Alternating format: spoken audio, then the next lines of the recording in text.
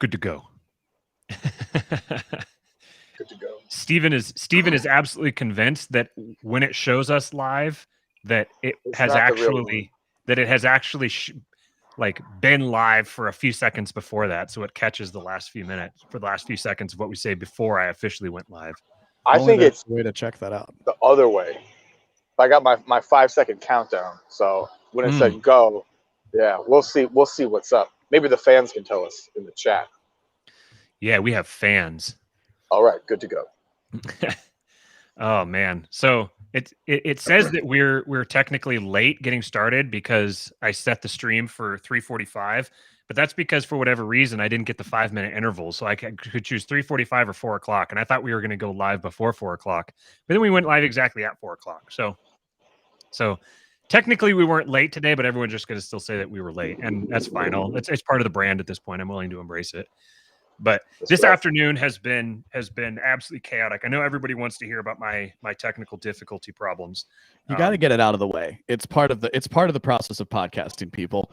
Once you clear those cobwebs, then you can get into the good stuff. Go ahead. Exactly, yeah, this is new technology.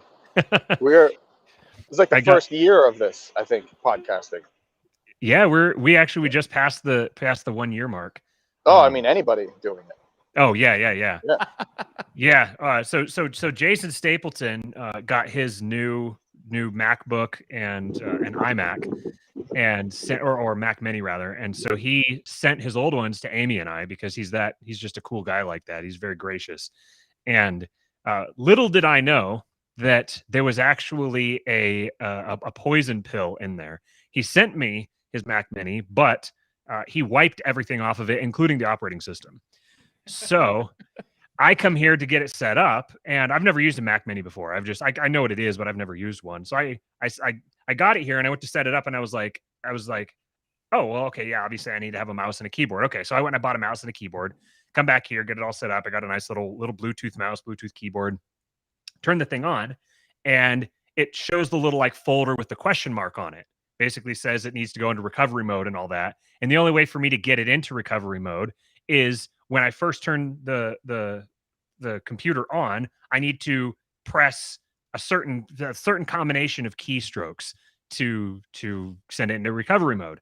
Well, you can't do that with a Bluetooth keyboard if you can't connect the Bluetooth keyboard to the thing. So I went back and I got a new keyboard, but I was retarded and I didn't check to see if the new keyboard was compatible. I just got the cheapest wired one I could find.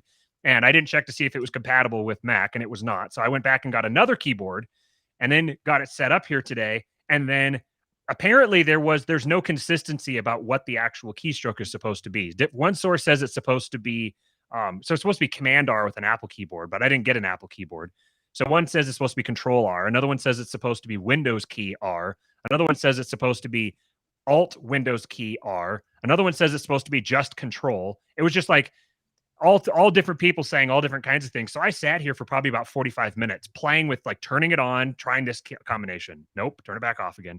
Turn it on. Try this combination. Nope. Turn it back off again. Just kept doing this over and over again. And I was like, I'm just going to have to go buy another keyboard. Like these Best Buy people are going to throw me out of the store because I just keep coming back and buying stuff and returning it. And it's not like any of them are helping you anyway. True. Yeah. Yeah. So then I found out another place said, actually, it depends on which USB port. Like you have to have it on the outside USB port versus the inside one. So, okay, so I switched it. So that means I have to go through and try every single combination again. And finally, I landed on something that worked and got the whole thing set up. And then I'm sitting here watching the time countdown, knowing that I'm supposed to connect with you guys at 3:30. And I'm like frantically trying to get everything set up. So when the guys here got connected in, I wasn't even ready yet. So there we go. Got all the cobwebs out of the way. I don't want to get this video demonetized, Matthew, but that sounds like a real calamity of errors. What are you trying to say? Well, I mean, I don't want to use weekend language on a Monday, but there might be a type of incendiary explosive that releases higher up in the atmosphere and then explodes a bunch of little ones later, like in a gathering, you might say. And then there might be another word after that has something to do with commands of I'm sorry, ladies and gentlemen, but fornication. That had to do with basically somebody in power, say a king, wanting to have his way with whatever woman he chose. Or at least that's what I. That sounds like we're talking about Laura Spirits now. James Gentleman in the chat says he says, why are LB and Stevie Boy twins right now? Somehow it's like unavoidable that no matter who we bring on the show, they're gonna somehow look like either Steven or me or both. I actually look like his profile picture. I think that's somebody else's profile picture. Look, it's Twitter. I'm you on Twitter. The hat is that hat, the Panama Jack hat is over there. Also, James, I really appreciate you showing up for this and not my Twitter Spaces, just because I know that's going to upset you. I'm going to say that right quick. We're getting saucy now. Come out swinging. Yeah, I think generally speaking, the nose is the answer to James's question. The nose and poor lighting. Yeah. All for right. some reason I have this nose. So the reason that we asked LB on here today is because he recently created a little bit of a stir by writing a little blurb. He wrote a nice little blurb on the post-libertarian moment. And I think you were the first person to say this, that post-libertarianism or the definition of post-libertarian, that it's a moment, not a movement. And I thought that was brilliantly put. But so you've done a couple interviews on this already. You were on Lions of Liberty and you were on Free Man Beyond the Wall. But given that those are both just kind of a couple of kind of hokey fly-by-night operations, I understand most people probably haven't seen heard those of either yet. one of them. Yeah. Yeah. So since you're here to talk to the real audience now, say everything that you said on those and sort of synthesize it in like a coherent order, and then what we can do is kind of bury those other two shows. You know what I mean? And we can tell all the fans that they don't need to listen to any of that. And we'll buy a domain for Lions of Liberty, and then we'll just redirect everything to our show. That'll show them. Yeah, we could spell it with like LYONS. I wonder if anybody has that domain. Then we're going to get Angry Mark Claire on our case, and you don't want to see Angry Mark. All right, so Mark definitely strikes me as a banner type in that respect, and I say that out of respect, because it takes a lot to be chill.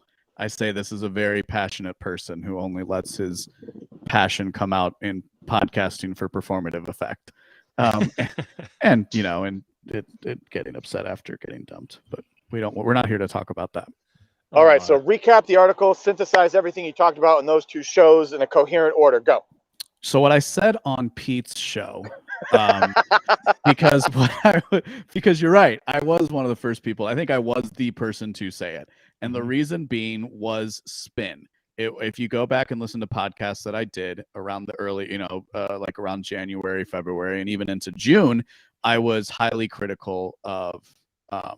Not even highly critical. What I said was that the post-libertarians, if they're not careful, are going to run into the same issues that the postmodernists did, which is to say redundancy into redundancy, and basically you fall into nothingness, because postmodernism is just about deconstructing, and this isn't really a time for that sort of thing. Secondly, really came when I just kind of became more connected with the people involved and really paying attention to what they had to say, because I figured if I was going to come out as, the pro, really the pro LPMC guy, because you and I could get into a conversation of like whether this is about libertarianism per se or just strategy, and that could probably lead us somewhere. But suffice it to say, really just criticizing this broader popular strategy was the impetus for some of it.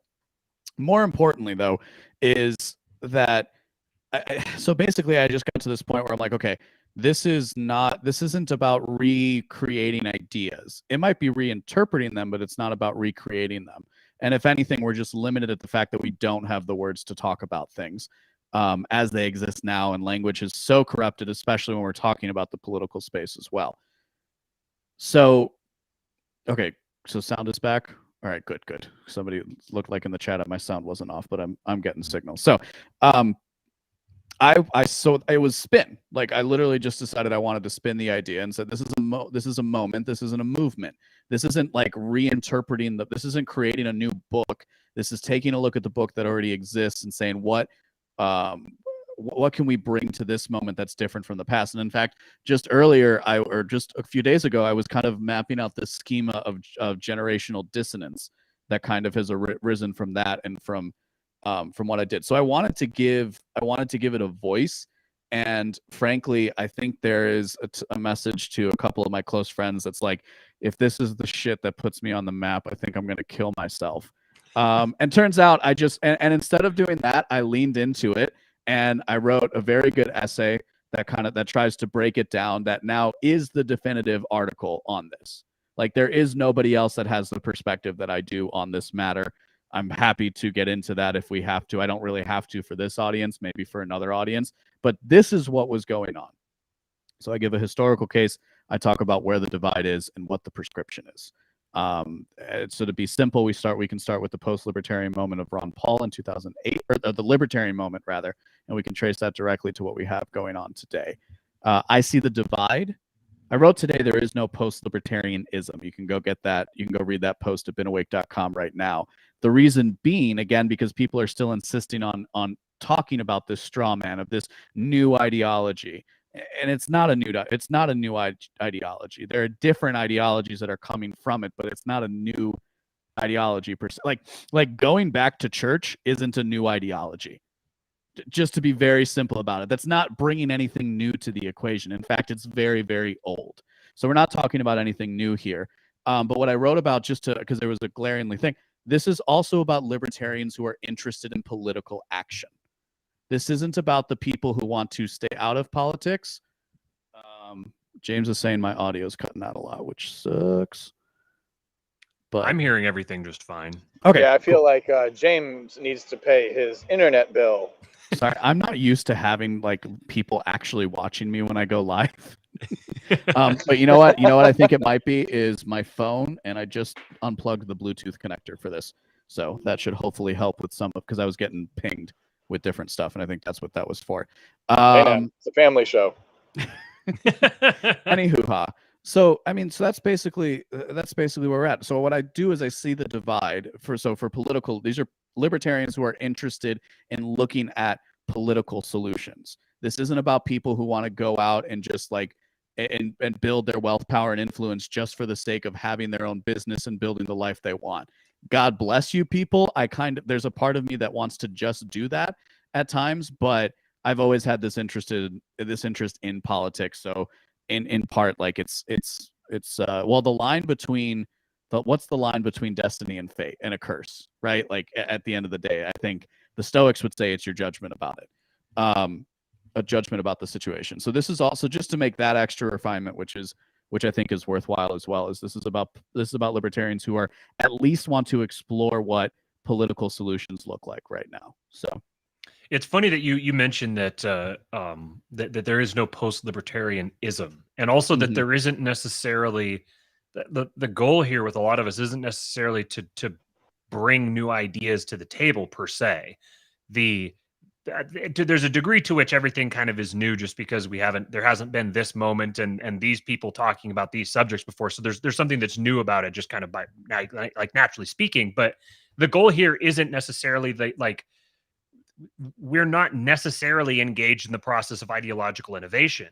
And this was now that's been something that the ironic thing here is that's been something that's been hurled at us, that like, oh, you guys aren't saying anything new, or these aren't new ideas. You're just saying stuff that other people have said before. And I've never claimed that I'm trying to say anything new. In fact, from the very beginning, I said explicitly over and over again, I don't necessarily have answers to these problems. What I do have is an observation that these are problems and that the answers that are being put forth aren't sufficient. The answers, the dogma, the libertarian dogma isn't actually answering some of these questions. It isn't actually solving some of these problems. And my goal from the jump was, let's just start talking about these things. Let's get this stuff out in the open. And then maybe someone who's smarter than me can pick up on this and start connecting some of these ideas. We can put our heads together and hopefully in the process of talking these things out and kind of challenging the dogmas and trying to bridge the gap between a few different different ideologues, perhaps you might say, that hopefully in the process of that we could come to some new conclusions or come up with some new solutions. And I said, Matthew, fine, I'll co-host a show with you. Please, like, leave me alone. I'll do it. You know what I mean? Yeah, I just wouldn't leave him alone. Just kept pestering him. Finally, he gave in, and the rest was history. And now we're married. It's fine. Yeah, see, proof.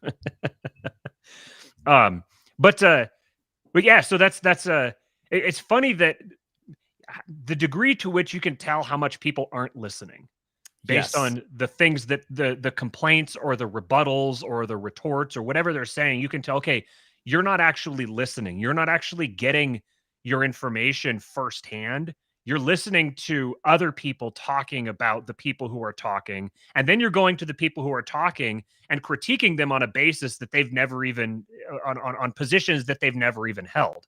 This is why my block finger has gotten a lot of work out lately on Twitter, because I've realized that the majority of the people who are critiquing post-libertarianism, this figment that they've imagined, are not doing so in good faith.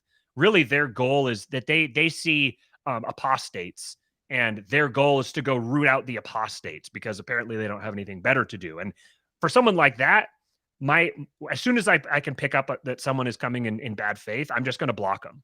I don't have anything to prove to them. I'm never going to be able to reach them with any of my ideas or whatever. There's no point there. I'm just going to block them because I don't want their noise in my mentions.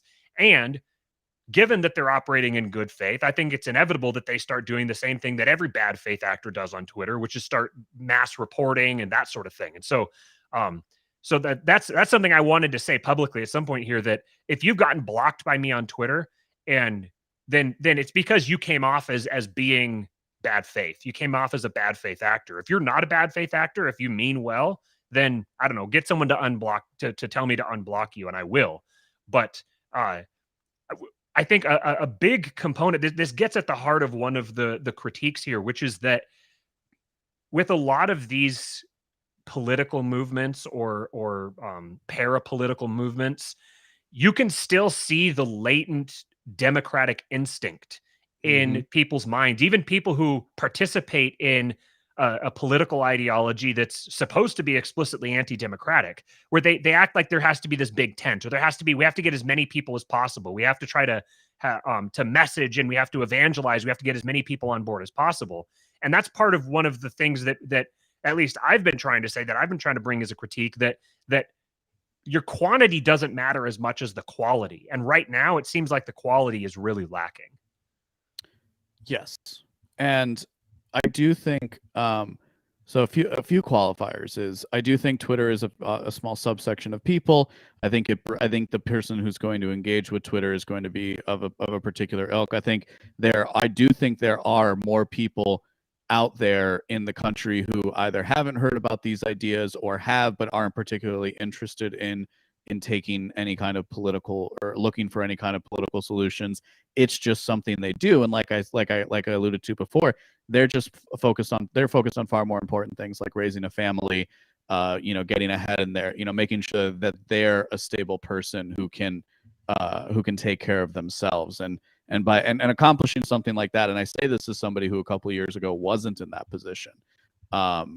It's like being able to accomplish that is worth so much more than having the correct opinion on a political solution. And in fact, being more stable in my life, having more order in my life, if you will, is has made me doing this a million times better as a consequence. And I think so one thing that I'll talk about is kind of in connection to this idea of like having the issues with like democracy or popular democratic solutions, right? This idea that we have to make a majority of people exactly like us. I call that the egalitarian delusion. It's and I was just listening today, kind of came up on autoplay, and I left it going while I was doing some work of Jordan Peterson on that some Scandinavian talk show. If you followed him, you would remember the specific one where it's like the interviewer, one guy and one girl, and they're talking a lot about like the Scandinavian countries and what the social science shows in regards to interest and and careers. And so like the more egalitarian a society becomes, the more differences between men and women maximize. And what was so interesting about that, and why I use the egalitarian delusion instead of talking about something like the equality of outcome or the equality of or equality of opportunity or equality of outcome, is he was still caught in that space of he was still buying into the egalitarian framework with that, even if he knows that like a pure egalitarian framework isn't a problem, right? We can be more precise than the catch-all phrase of equality of opportunity. He was stuck with that because he would say, well, equality of outcomes is life ending, but equality of opportunity in the right measure is okay. I'll just talk about the egalitarian delusion.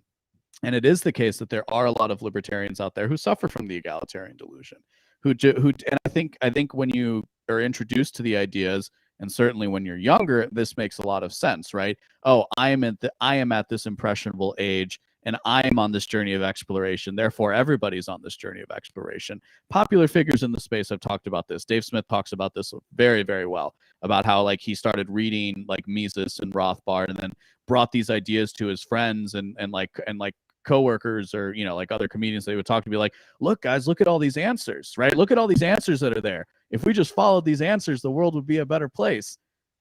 And then eventually you kind of just have to answer the question, why aren't people following these answers then, if this is really what it is?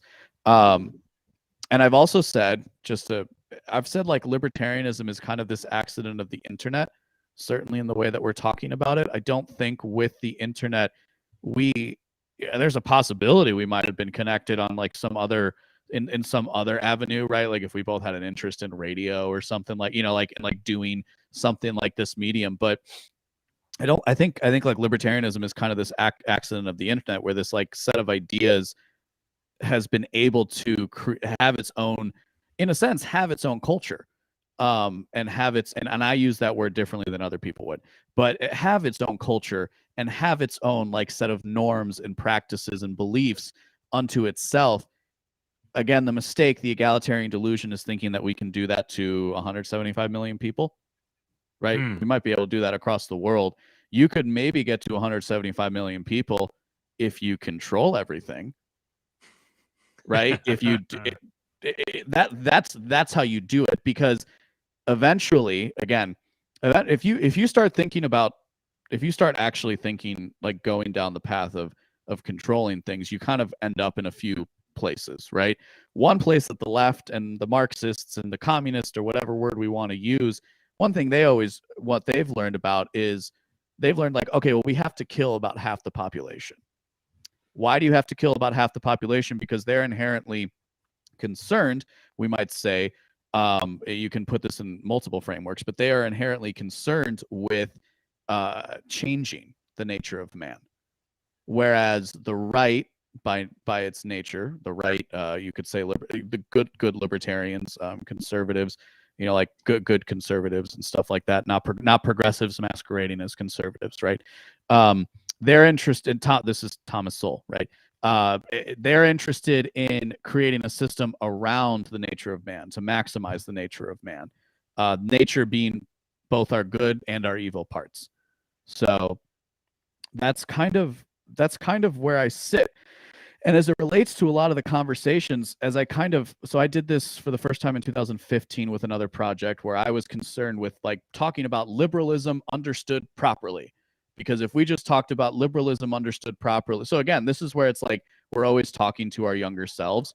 We still had a lot of critiques of like the popular narrative within these institutions and within like the student groups and stuff, so on like that. We were talking about, I think I'll have to pull a clip and maybe and put it somewhere like premium. But one of my closest friends, was talking about like how like communism is just a different interpretation of freedom, which is this variation of the conversation you brought to the fore just like about a year ago, Matt, which was that communism and libertarianism are effectively, I don't remember your formulation, but they're more similar than they are dissonant.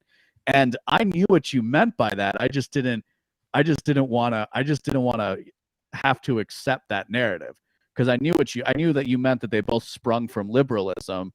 And I would still consider myself of a liberal term persuasion. I just maybe don't take but I'm certainly not a maximalist, because I don't think maximalism in any sense is actually the right answer. I'm about balance and fine tuning, and that's what I think skepticism can help us with, and sense making. You said that you define culture differently than most people. How do you define culture? Most people will tend to define culture in terms of monoliths, right? Because our mind is naturally suited to create monolithic creations. I would argue that operates at the level of instinct, right? There's always this binary in our consciousness, whatever consciousness is. I just finished the first season of Westworld, by the way, so like I'm just like all on this consciousness kick right now. But whatever. But I would always say that whatever consciousness is, right? There is that binary within it. We have a tendency to create these things, so we tend to use words like culture, society, civilization in a monolithic sense. To me, culture is very clearly a dynamic set of ideas. Moreover, you can have multiple cultures operating simultaneously within, like, let's say, a society. So what I tried to do a few years ago, and this is something that I will be working on to kind of release in a formal sense, is what I did a few years ago is I tried to develop a schema of culture. And my schema of culture begins at the level of biological temperament, or at the level of the individual.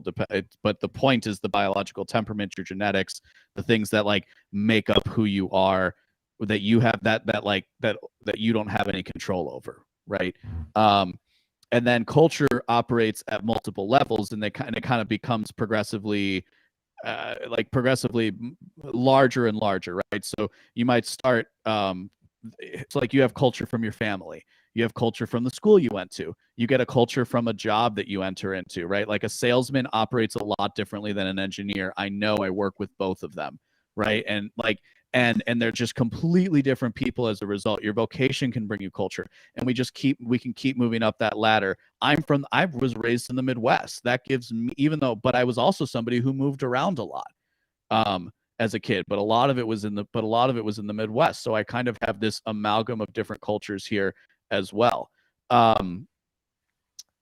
What's another level? A level above that would be, now we're kind of approaching the level of what I call society, which is generally speaking bound by some kind of a government.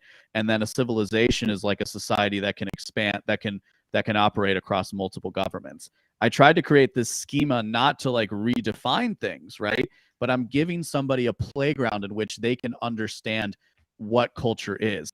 Now, all of those levels operate simultaneously inside of an individual, and they express those ideas in various regards and at different times.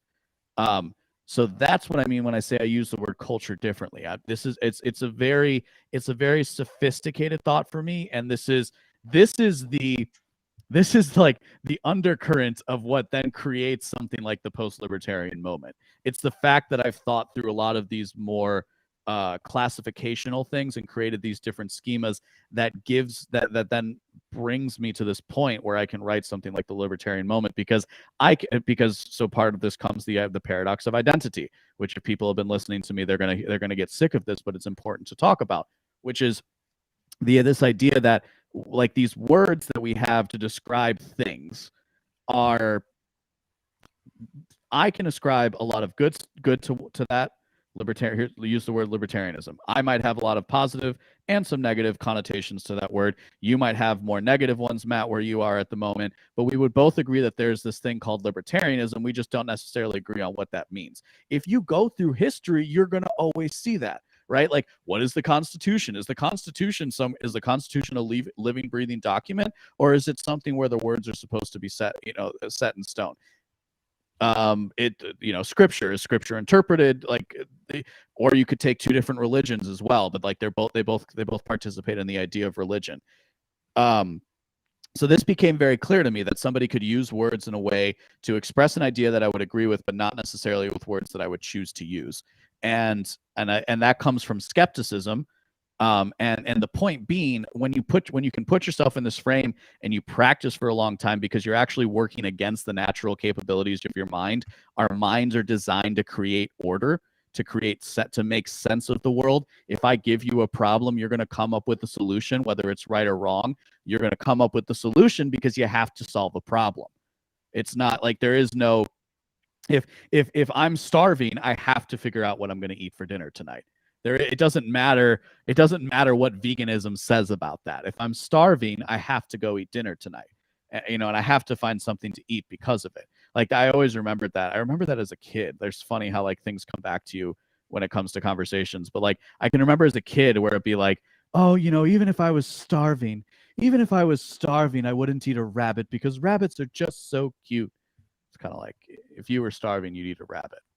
Yeah. Like, I love my animals. I love my dog. Like, I don't have any like with me, but like my childhood dogs, I love dogs with all my heart and soul. But like, if it came between my dog and my brother, like, or my sister or my cousin or somebody who's very, very close to me, I choose the human every single time. Stranger, not so much. Humans taste better. Wait, I missed what you were doing with that. Yeah. It was going the opposite direction. Oh, okay. Yeah. Well, if you were paying attention to me, I've got to yeah. Speaking of which, I hope you guys take what I said this evening to heart, and it kind of affects your sort of paradigms. It's pretty heavy, but if you take a week and kind of process a little bit at a time, re-listen on half speed or so, you'll get what I was trying to say today. Well, I gotta go. Oh, that's it. Yeah, Steve, I thought you were going to ask me a lot of leading questions. No, I have to appropriate your culture for money. See you, Stevie boy. Steven has to go stop being poor. Yeah, I forgot that he was doing that. Anyway. So somebody's asking in the chat, do I consider myself a skeptic in the sense or tradition of Hume? Hume, I think, was closer to a radical empiricist, is my understanding. I'm not the most well-read on Hume. I know some people talk about him as a skeptic, others talk about him as an empiricist. If to put in terms I think this audience can understand, and I think amplifies it well, like, it's the archetype of Socrates. That's what I mean by skepticism. It's the ancient tradition. I think that's the starting point for all philosophy. And so, like, the Third Academy were the skeptics, and they kind of came about in response to, again, in the book that I read about it, like, they came in during like this Hellenistic period, we might say, between the Stoics and the Epicureans. Now, the Stoics were mystics. The Stoics were people who believed in divine providence. The Epicureans were strict materialists who said God didn't exist, and so we must maximize pleasure in the moment. Isn't it interesting that we don't really like, that's the thing. So I start all the way back in the pre-Socratics, basically, and I kind of you can see the same kinds of questions popping up at different times in history. So I view philosophy as exploration and trying to answer what is. I think you invariably have to start from a place of skepticism. So what I've tried to do is hone that into like a set of skills.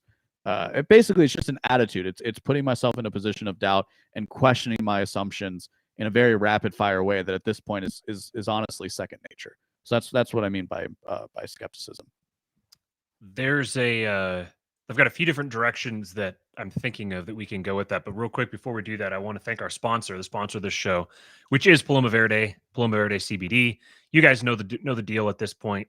So it's a fine family-owned business. Carlos and Vanessa are very good people. We're actually going to be replying. I need to reply to Carlos because we're going to have Carlos on the show here, and we'll have a little conversation with him and dig into some of his background and some of his philosophy toward life.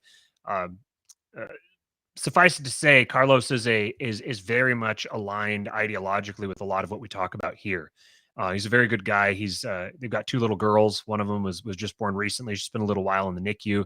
She's doing very well now. What's up, Jose Galison in the chat? So they started their own little side hustle. Carlos works in construction, and he's a boss. He was telling me about some of the projects and stuff that he was working on while we were down there. He's doing good work. He locks down government contracts. He's making sure he gets that money, but to take care of his family. But they started this as a little side hustle, doing something that's productive for their family and that actually and that's also very productive for other people, benefits their life. And so it's some of the best CBD that I've ever used. I've tried a few different CBD products and never really I was like, I don't really get it. I don't really get the draw. I don't understand what this. I didn't really notice anything. It didn't. I've been someone who's struggled a lot with stress and anxiety for a long time. I don't handle stress very well. And I'd kind of never really gotten the deal with it, and he offered to sponsor the show here, and so he sent me some of his stuff, and I tried it, and number one, it tastes fantastic. The whether you get in the gummies, I've got the gummies here, strawberry lemonade, and then there's this is actually an unflavored version I've got here, the CBD oil, but they've got a mint one as well, and it's genuinely very good. It's which is not common with most cannabis products. If you've ever tried any cannabis edibles, they typically have this kind of weird aftertaste that just kind of isn't all that great. But their stuff tastes fantastic. It's very good, high quality. Or it tastes sweet and it doesn't work. Right. Yeah. So it's basically just like, well, I had some candy and candy was nice, but I didn't really notice anything. But I've noticed a distinct, especially if I'm starting to get that really like wound up, kind of almost like panicky sense. Like guys don't want to admit that they get panic attacks because panic is kind of like isn't cool. But if you've experienced a panic attack or even the like the lead into a panic attack, you know what I mean. You get that feeling where your heart is racing and you kind of feel like frazzled and your mind can't focus.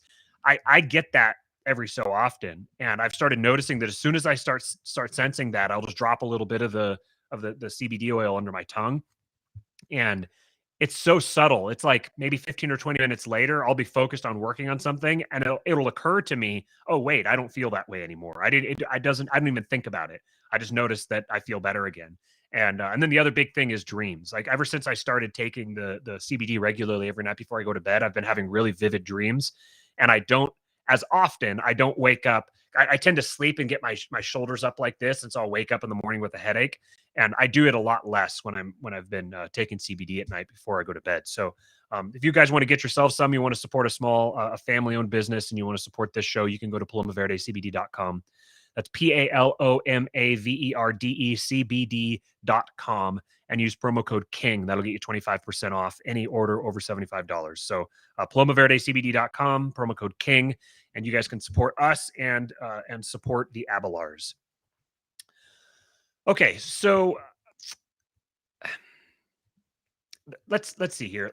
Instead of I was sort of thinking about other things along the post-libertarian line, but as part of the commitment that we made with the show here, we're actually we're drifting away from a lot of the LP talk, and not necessarily for lack of interest in it, but just because there's more productive things to do. And sorry to cut you off, but that's one of the reasons why I was like annoyed. I was kind of like, oh man, this might be something. This is probably going to be the thing that helps get me in front of more people and on more shows. And truthfully, right? And I seriously, I think a few years ago I wouldn't have written it. Somebody else would have, and somebody else would have done a poor job with it. Whereas now I'm like, my brand, right? Me as a thinker, as a writer, is not going to be limited by this one essay. And I'm happy to talk to people about it, but I feel very much the same with you. I like doing news analysis and like punching up at like the corporate press and trying to like delve into stuff. But the other reason why I do this is so that I can kind of get back to the love of philosophy, even just teaching philosophy, which was kind of something I thought might have that is going to be my path, but not in the way that people would have thought if you told somebody you wanted to teach philosophy. If the way an 18-year-old kid might think about teaching philosophy. So, like doing a series on the 5 dialogues of Plato is something I've been working on. So to the point is I'm very happy if we want to cast off from that. I think if the chat has questions for sure, other than you, Jose, because like, I'm going to talk to you next week or somebody else that has a show. But if somebody doesn't have a show and does have a specific question related to that, then I'd be happy to answer it. So one thing that I really appreciated about you doing you writing that was because for one, it gives us something to refer back to. It gives us something to reference. If people are asking questions, it's like, just go read this. If you've got questions, you can ask specific questions related to that, but that'll give you context, and that kind of, it helps to resolve it and put a little bow on it. Because I know I never intended to become identified with this term. I know that when people are using the term, they're referring to me, but I never intended to be identified with that. In fact, the stuff that I find interesting is so far outside the frame of that conversation that like that conversation is maybe it might identify like a microcosm of of these larger issues that are related to epistemology and and really like this idea of sense making and how do we understand the world around us, but then not just how do we understand it on an individual level, but how do we derive a consensus, because ultimately human beings are like it or not, human beings are tribal animals. We're tribal creatures. We don't exist as individuals. We can't even contextualize life as an individual. You cannot have an identity as an individual isolated from a tribe, isolated from a community. So ultimately, your own individual opinions or beliefs or understandings of something matter far less than the opinions or beliefs that you can arrive at a consensus with the community around you. So you've talked about like so you have your website. For people who aren't familiar, your website's benawake.com. Yes. And what's your little tagline so I don't mess it up? I don't know. I've gone through a few. Oh, at benawake.com, I talk about news, philosophy, and mindset. That's one of them. It was something about like a program for better sense making or something. The Ben Awake Project for Better Sense Making is kind of like is the working title for what I do. And Ben Awake is was kind of this choice of not wanting to do like antiwoke.com or something like that, because I didn't want this like this path, this exploration, this project to be limited in that regard. So it was just kind of this thing. It was kind of this thing that I thought, like, I'm not woke, I've been awake. It's just kind of like this stupid thing in my mind that was always there in these conversations. And then as like woke kind of became the term. And again, more, and and just specifically, and like with a lot of us, is last year changed a lot of things for a lot of people. And for those of us who were primed, and frankly, a lot of those people were listening to Wealth, Power, and Influence. A lot of those people who were primed to like, no, you got to do it. Whatever it is that you want to do, you got to do it. This is what I've been wanting to do for as long as I can remember. And so I started doing it. I think I actually told Jason the story when I was doing the copy clinic, which was awesome. But you missed an episode on Wealth, Power, and Influence in right around the time of the Rittenhouse shooting. And it was kind of like, it was when you guys were still doing a news heavy stuff, and it was about like, why Joe Biden v. Trump tonight or something like that. I'm like, oh, I'm on vacation, I'm going to listen to this real quick. And Jason I don't know if he did this on purpose or not, but he just went on this completely different thing where he was kind of talking about what became the published 365 challenge that he did, and just like all the other stuff. And I was sitting there, I'm like, I'm on vacation. I like a tradition I had basically started was like I would spend a lot of time writing on vacation.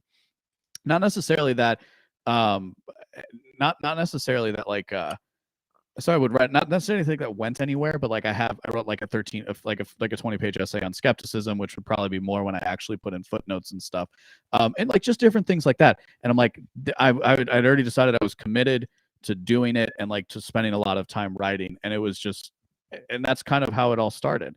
And this is to say, I wanted the brand to be something like a little off the wall, but its own vein, because I could just as easily say to like all the people who are obsessed with being based, like it's actually the same criticism.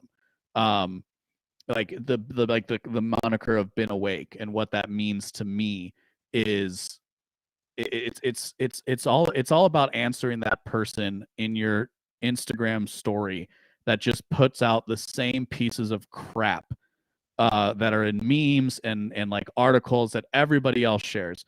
And it's just like, you guys are just, you're automatons doing the bidding of your programming, right? You're running scripts right now.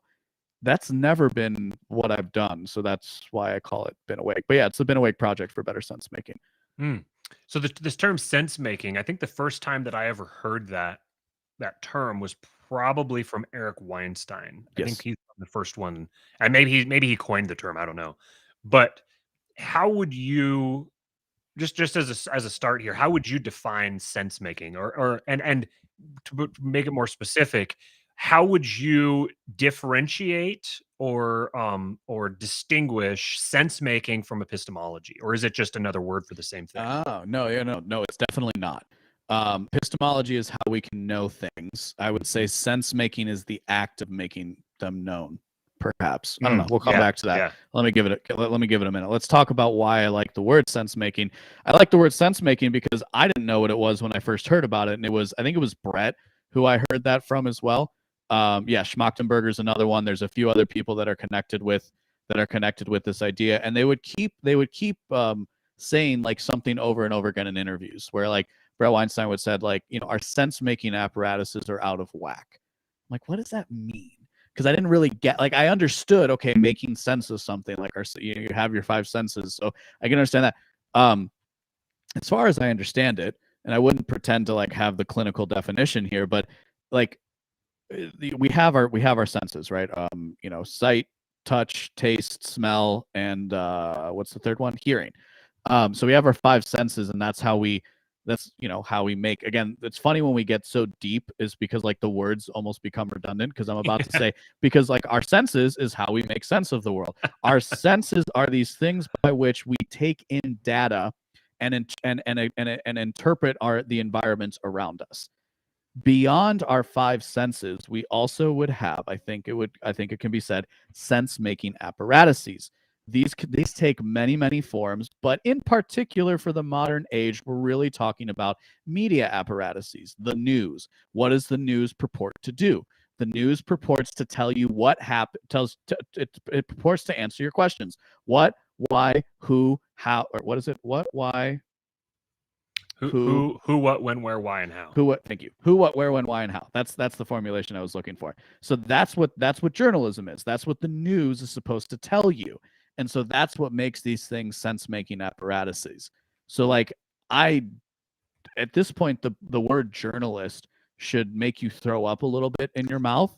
And that's what's always so frustrating about the disaffected liberals who are like leaving the left, we might say. But the disaffected liberals who are leaving the left invariably adopt the moniker journalist.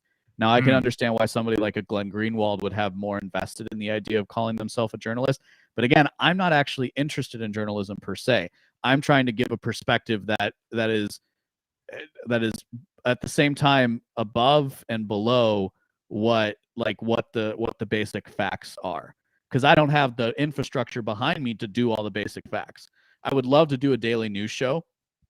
I just don't have the time for it. So if you want to do that, you can go to binawake.com/subscribe, make this my full-time gig, and I will happily do like a 3-hour radio show every single day, basically. But like, so that's what the sense making is for me. It is about making sense of the world. I am trying to interpret the news cycle in such a way that you gain a better perspective. And this incorporates a lot of elements, right? But in the specific thing, that's how it relates to the news. Beyond that, it's kind of more the philosophical stuff. And I just kind of call it sense making also, if I'm being honest, because I don't want to call myself a philosopher for fear of not because I don't love the term, but just for literally not having the credential. Right. So someone called me a philosopher recently, and I was like, I appreciate that, but at the same time, I'm afraid if people call me a philosopher, then they're going to expect smarter stuff out of me than they're going to get. Yes. Also, yeah, lowering expectations too. That one for sure. But like, but here's the funny thing about that, right? Because like philo, or what was it? Love philosophy. Oh crap! I'm trying to remember the story now. But basically, there was a word in Greek that kind of like meant philosophy.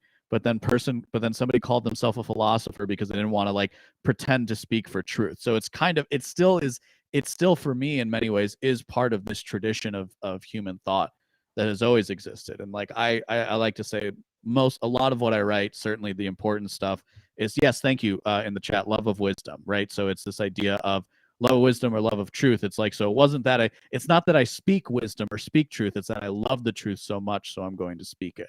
And so that's where calling myself a sense maker relates to that as well. An interesting piece of trivia here. Do you know what the etymology is for the word news? I don't actually. This is something I've heard. I've heard it was an acronym. I heard it was an acronym. I've heard other things, but no. Please tell me. It literally means, so it's the like the information that comes from all four directions: north, east, west, and south. Oh, It's that stupid. it's that stupid. I love it. I love it so much.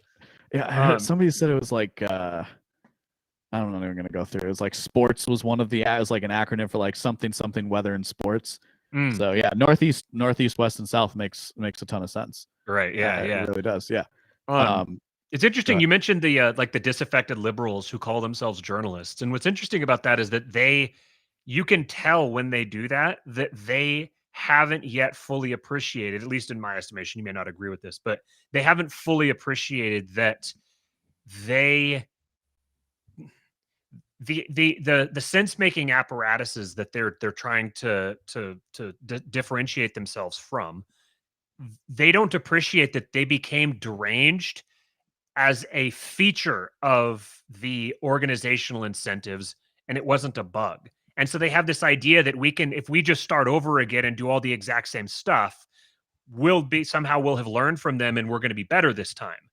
And I remember the first time that someone had that somebody had, it was Milo Yiannopoulos talking to Jordan Peterson on Jordan Peterson's show. This was maybe 3 years ago. Okay. Yep. Definitely watched it. And I don't know if you remember this. This stuck in my head, and this actually wound up becoming I was at the point already where I appreciated Milo, but I was really taking him with a grain of salt. But this, I've realized, has just kept bringing itself back to my head over and over again. He told Jordan that, he said, the difference between you and me is that you want to rehabilitate the institutions. I want to burn them to the ground and salt the earth where they once stood. And he said, the reason that you want to rehabilitate the institutions is because you want a position of esteem within them.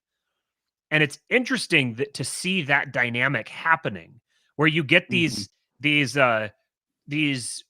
so-called independent journalists, where independent is kind of supposed to be, it's supposed to be like a credibility marker, because it shows, oh, well, I'm not beholden to ulterior motives. I'm not beholden to other incentives. You're going to get it's kind of like saying I'm neutral or I'm nonpartisan. You're going to get the cold, hard truth from me, which glosses over the fact that you can't get cold, hard truth from someone. Well, cold, hard truth is signaling the liberal aesthetic. Yes. That is what the cold, hard truth does. It's kind of like where it's always interesting when people say that I come off as very down the middle and unbiased, and because I'm not. Yeah, I don't get that vibe at all. But people offer it as I a understand compliment. why would. Okay, right. People offer it as a compliment because I write well. And so because I write well, I make my case plain, and I also will present an opposite case as well. But the liberal aesthetic, aesthetic is the wrong word.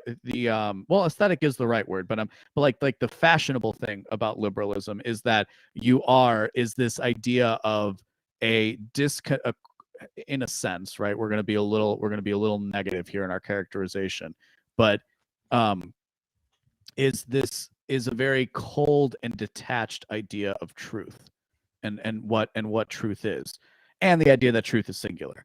I think as well. I don't even think Christianity would, because literally at the center of our faith as Christians is the Trinity. So or at least in Catholicism, is the Trinity. So it's one God in three persons. So not even in Christendom do we say, there's definitely, I gotta remember you have a smart chat. Sorry, this is like an anxious thing right now because people are dropping things and I'm like, okay. I know exactly what you mean. But I'm like, oh crap. Okay, I got to make sure I'm saying things right here. But we're exploring ideas here, people. That's what we're doing. That's what's fun about your show. But this is like this cold heart, because not even Christianity is not even a singular idea of truth, not in the way that we would think of it from a purely materialist or scientific perspective. Yeah. It's, as you were saying that, I was thinking about a tweet actually that I had just the other day. I said that. How did I phrase it? I thought about this for a minute to make sure that I got the phrasing right. I said that that truth is not a concept; he's a person. And Jesus saying, "I am the way, the truth, and the life."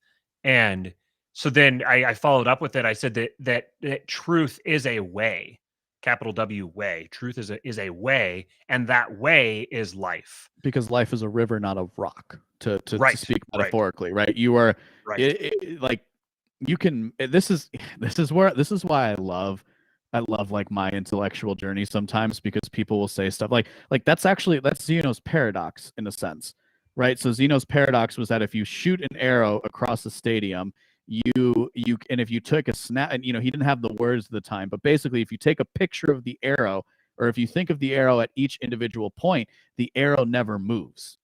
And yet the arrow can clearly shoot across the state. This is one of the early, like Zeno had a bunch of paradoxes. It would be actually a very fun thing to talk through, right? Was he getting at relativity? Is that what he was? I would have to consult the text to answer that. It logically sitting there as he observed things, and it doesn't have the technology we do.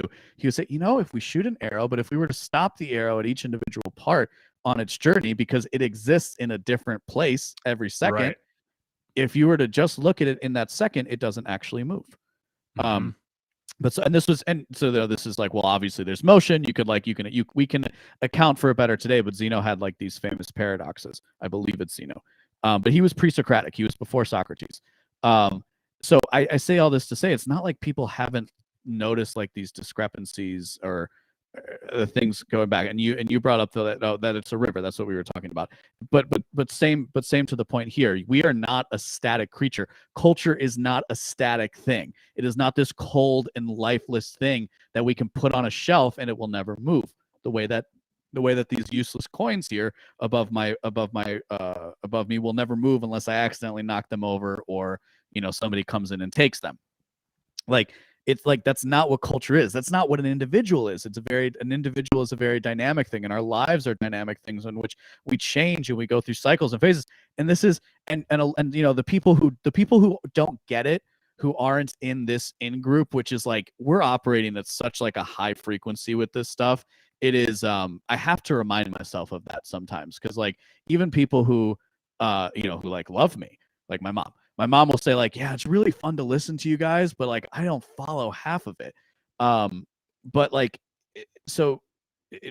you're different. This is all like everybody knows this stuff. Again, we're not reinventing the book.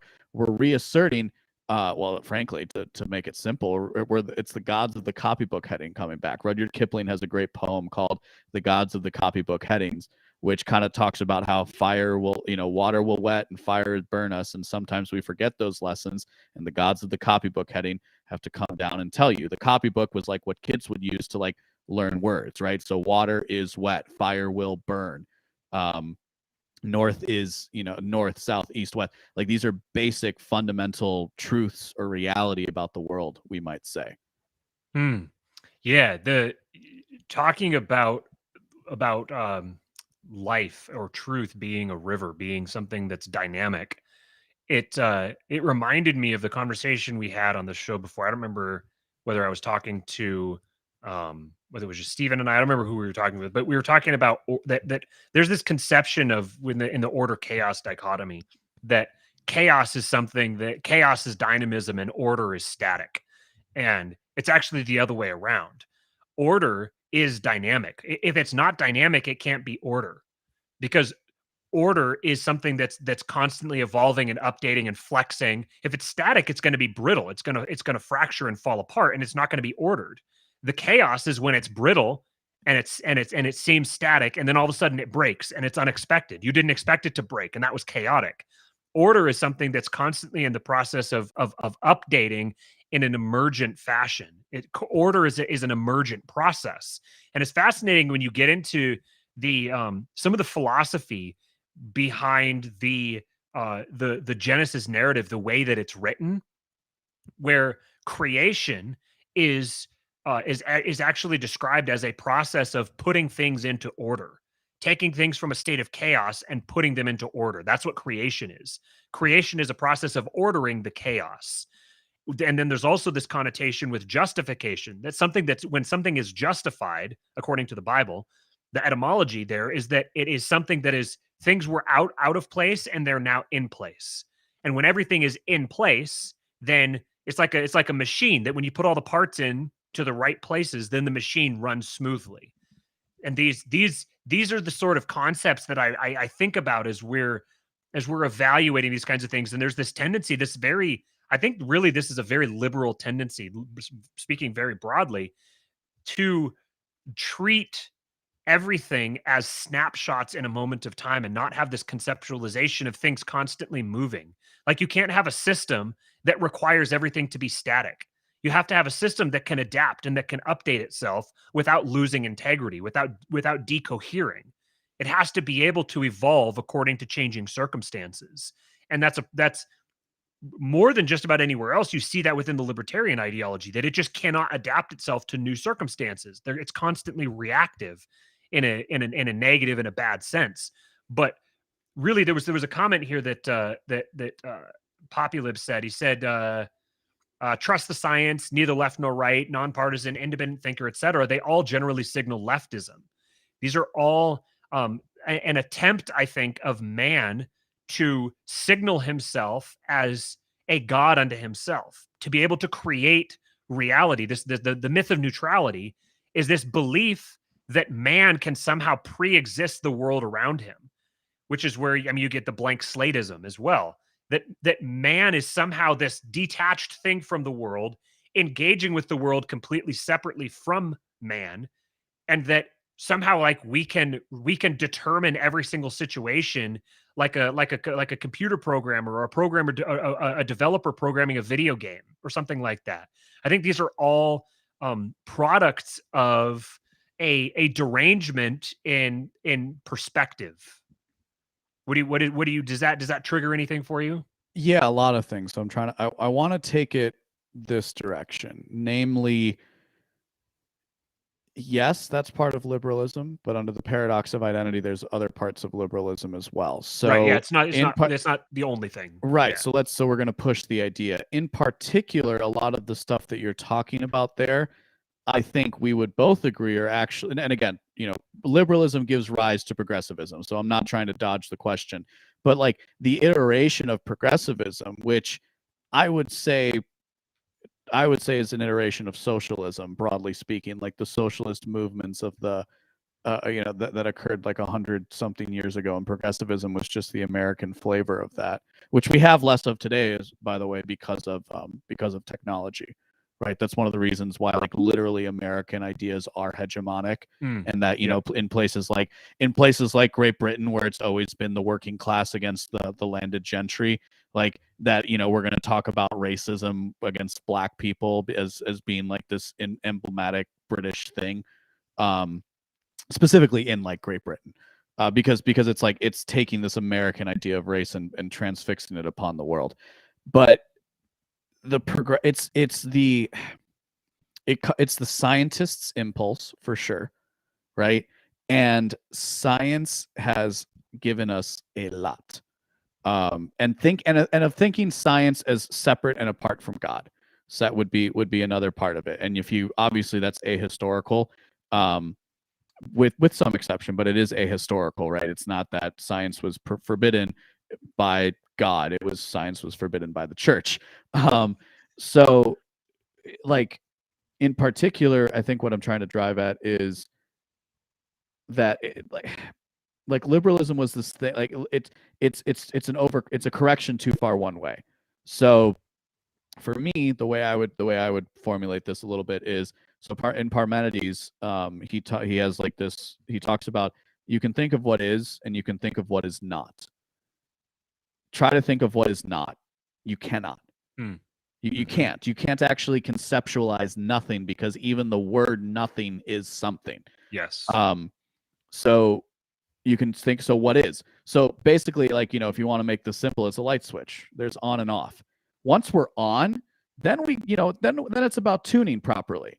But it's an on, but at the end of the day, there's not this like world that could maybe exist. We can't know that, right? Even if you accept like multiple realities, right? You have to deal with the one that we're in. But so it's, for me, it's about tuning the frequencies more than it is like, which it's like, okay, let's switch all the lights and then let's make sure we get everything balanced. You could think of this in maybe sound production is a better analogy for this, as I say this out loud. But so that particular impulse was this hugely scientific impulse that existed in progressivism, right? We had this new field of economics. Thomas Leonard talks about this in The Liberal Reformers very well.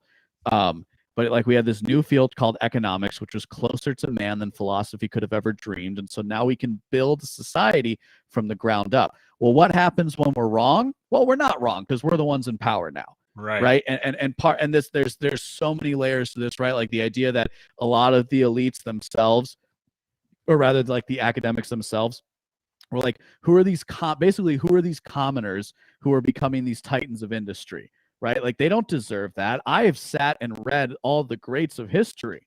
I should be the one with the most money this is like we all try to impose our will on the world in a sense, on reality, we might say, and just some people are better at it than others. And to the specifics, I would argue, because this is an area where I think we might I argue, and I would disagree with you, and I think left and right is an interesting thing, but let me say this part first as it relates to the post-libertarian moment is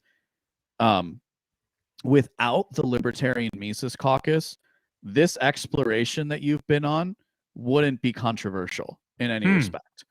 It wouldn't be, because of course either you would just exit the field, right? You just wouldn't be a libertarian anymore. Like, oh, okay, Matt's like, you're obviously on this spiritual path, which is super exciting for you, right? Like, but like, and it's a super cool thing. But like, if you weren't, if the Libertarian Mises Caucus didn't exist, it wouldn't be a problem, because there's nothing at stake. Right? Because people might be interested in following this, and this guy's kind of connected, and we all like exploring ideas here is one of the things that I think led a lot of us to becoming libertarian in the first place. So I don't think it's wrong I think it's wrong to say that the ideas wouldn't have updated, because again, going back to what I started the conversation with today is what I'm talking about is about the post-libertarian moment is about libertarians who are interested in taking political action. And more importantly, I would say the ones who want to take political power. Because the ones who want to make a political statement, which is kind of the divide that I put out in the piece, the ones who want to make a political statement, they don't get to be at the top of the hierarchy, because making a political statement isn't the most important thing right now. That's a really, really interesting observation. Yeah, I know that I have obviously I've gotten all the accusations of if I question the nap, then that means that actually I'm wanting to use aggression against people. Yeah, and if you haven't questioned the nap, you don't get to be the authority if you haven't questioned the nap. You don't get to be the freaking authority, because you haven't done the work. Like it's funny. I listened to that episode of yours and I was just like, oh yeah, this is stuff that I thought about like 10 years ago. Like, that's not an insult to you or anybody else. It's just like I had already come in with the skeptical friends, like, oh yeah, there are obviously limits to the nap, right? Like of course, it's not a hard absolute truth about the world. It is clearly a relative statement to the times that we live in, which is this post-world order, which has all this technology and so much wealth at our disposal. Like that's where the nap makes sense. Where the nap doesn't make sense? The nap doesn't make sense in the Wild West. Again, sorry, I just finished the first season of Westworld. And it doesn't make sense in the Wild West, not because communities didn't take care of each other, because they did during that time, but I can't expect a stranger to come up with to follow the same rules that I do. I don't have that luxury, given the limits of my time. And again, I go back to my point of, this is just about asserting the right level of thought about something. And basically what you do very well, it's like, how to put out a good headline, and how to get attention, which is really, really important for our day, because it's about attracting attention. And like, it's not about access to information. It's about interpreting information, I like to say. So it's not about having the means to get in front of people. It's about being able to get people's attention and keep it. And so what you did very well was you were able to say stuff that's like, what is that? That sounds weird. Like, and then you go and you listen. It's like, oh, this is Matt being pretty reasonable, and he's just kind of trying to explore an idea right now. But what do we say? Oh, but the post-libertarianism is the worst thing in the world. My name is like, what do these people believe? Somebody like Stephan Kinsella, who like comes at me and says like, well, you didn't say anything about post-libertarianism, because there ain't no post-libertarianism, dude. Like, we're all just libertarians trying to figure this out. And yeah, you can call me an activist under your like weird schema, because I've never been called an activist in my life. I actually eschew activism. It's one of the reasons why I don't think I meshed well with the Libertarian Party culture.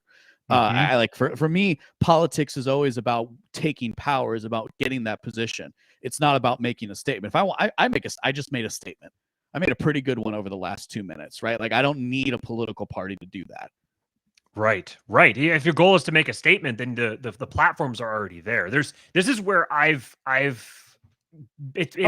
but hang on. I don't want to get us off go ahead. track on this, because the point of me saying that was the like pointing out the limits of an ideology is always obvious, and an ideology is always going to have limits, right? That's kind of the nature of like specifically political ideologies, which, as I've made the point, are like a relatively new concept. But I wanted to bring that into left and right, because I don't think that the only way left and right operates is on the order chaos.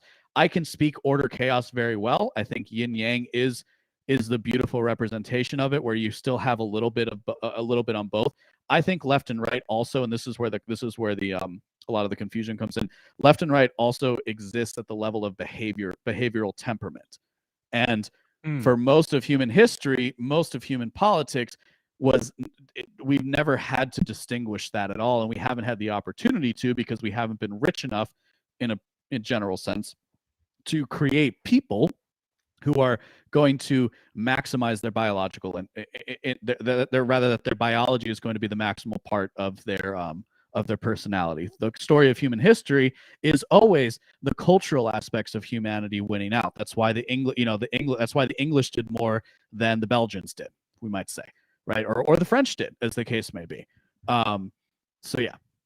You speaking of culture, there was once something, I don't remember exactly where in the conversation here this came up, but we were talking about culture, and one thing that I've realized in having these conversations with people, particularly of the libertarian persuasion, but really this kind of would be applicable not just to libertarians, but really to any person under the liberal umbrella that would consider themselves I've never been able to come up with a term to really encapsulate this. It's like libertarians and conservatives kind of, but then you can get like classical liberals or whatever, like basically anybody who would see liberty and have like a positive association with it, and would associate it with say the American founders, and would associate that positively, like that broad category of people. What I've been realizing in having all these conversations with people, or listening and watching other people's conversations, is that when it comes down to it, the disagreements that we're having are not simply pragmatic, and they're not even just definitional either. We view the world completely differently. We are living in entirely different realities where certain concepts don't even exist in their world that I'm seeing.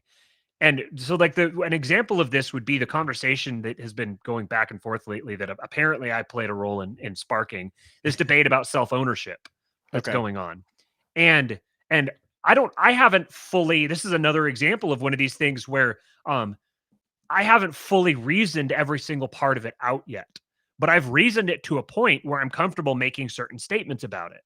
And I can see all of the holes and flaws, and I'm still in the process of trying to patch them. I'm trying to figure out how to, I'm recognizing that the car that I'm driving has some issues with it, and the engine is going to blow up if I keep driving it too much further. So I'm trying to shop for a different car, and I've got a pretty good idea of the new car that I'm buying. Whoop. You've cut out for me. Hopefully you come back, and hopefully I'm not the one talking to the audience right now. You lost me.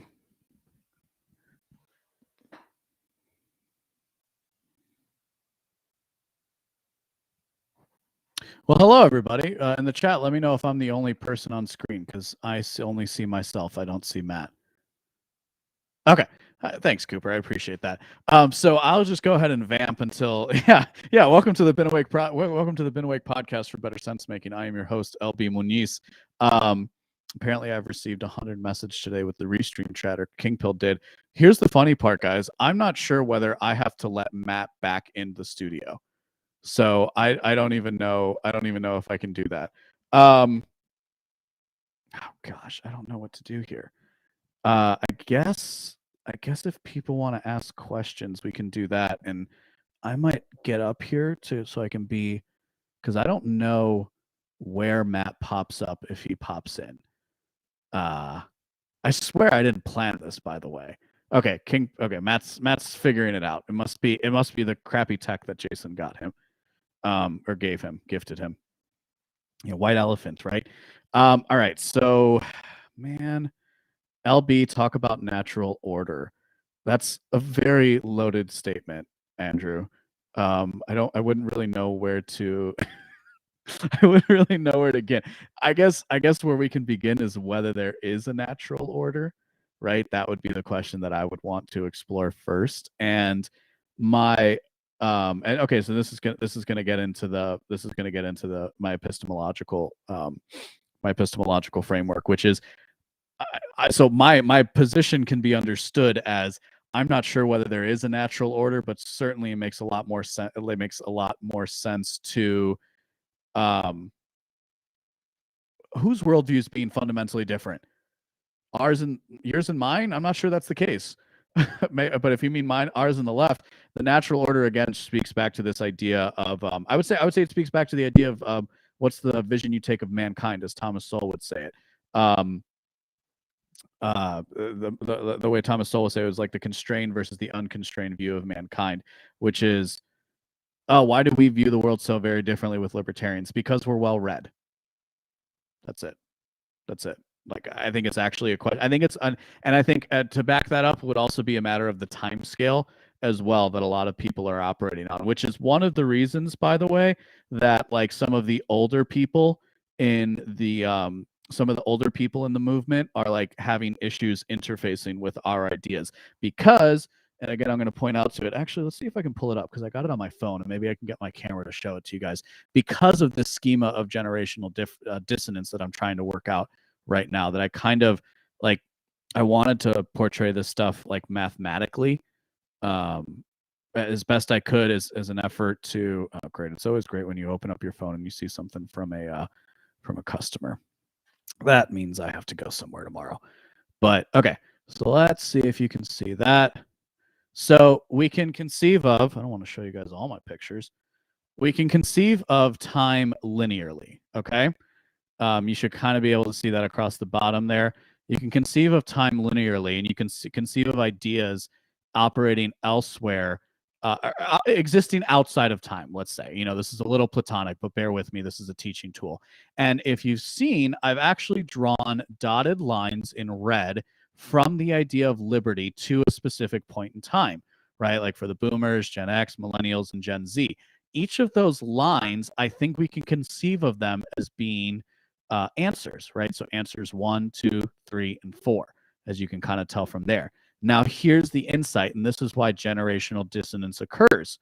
Okay, you can't see it at all. Well, it's this chat thing is a new experience for many people. Okay, so basically, if you conceptualize time linearly speaking, right, you can say that, and you would have ideas existing elsewhere. You would have ideas existing elsewhere from time. You can draw a line from the idea to a specific moment in time, and you can draw a line from the idea to another moment in time. Those two lines are actually, like, just theoretically speaking, we don't have to know the exact measurement. Those two lines are actually different lengths. So the answer for one period of time is different for the answer for another period of time. So going back to my point of why is it that, like, why is one of the reasons why there's been so much dissonance around this idea of the post-libertarian moment, or what the Praxians are putting out there, is because we have a more sophisticated and a longer time view of humanity, right? Because, whether you take a religious time view or even a philosophical one and a religious one that I tend to do, I'm actually operating Like we were talking about pre-Socratic philosophy here, right? About 30, 40 minutes ago. So I'm taking things before the start of Western civilization, and I'm still bringing to light the fact that human beings were talking about these ideas. So I think that's number one. By the way, that is a consequence of liberalism and modernism, and certainly postmodernism, is this idea that we are is this idea that ours is the best age and there's nothing to learn from history. That is one of the negative aspects of that time period. But that's also, but the generational dissonance, what that answers is why somebody like some like very well respected libertarians who are on the, let's say other side of 40 are having trouble understanding what we're talking about. Because this is a generational thing. So for one reason or another, I can communicate better with millennials than I can, or rather, I can communicate with boomers, but I don't talk like this all the time. And anytime I do tend to talk in the way that Matt and I have been talking for the last hour, 20 minutes or so, is, whenever I do, that kind of gets them upset. Like, for example, if I say the line, the Constitution died in 2020, there, which is clear, and the Constitution probably died 100 years before that, but at the very least we can put time of death in 2020. It could have been on life support through all of that. They'll say, well, it's on life support, right? Because they can't give up that part of their identity. They can't give up that part of their identity that says, again, specifically in the case of my family, right, people who came to America for freedom, right? So that's where I got. I'm gonna check my phone to see if Matt has like texted me if I need to do something. Because I can certainly bogard the rest of your guys' night, but I'm gonna try to be nice. Should be back in 5. Okay, so I mean, apparently he just had to go to the bathroom. Yeah. So back to my epistemological framework, which is like, oh, that sucks. But back to my epistemological framework, like my epistemology, it's skepticism. It's that whether like it could be the case that objective truth exists and is knowable, but I'm not sure whether human beings will ever get there. And I would fall into the thing of given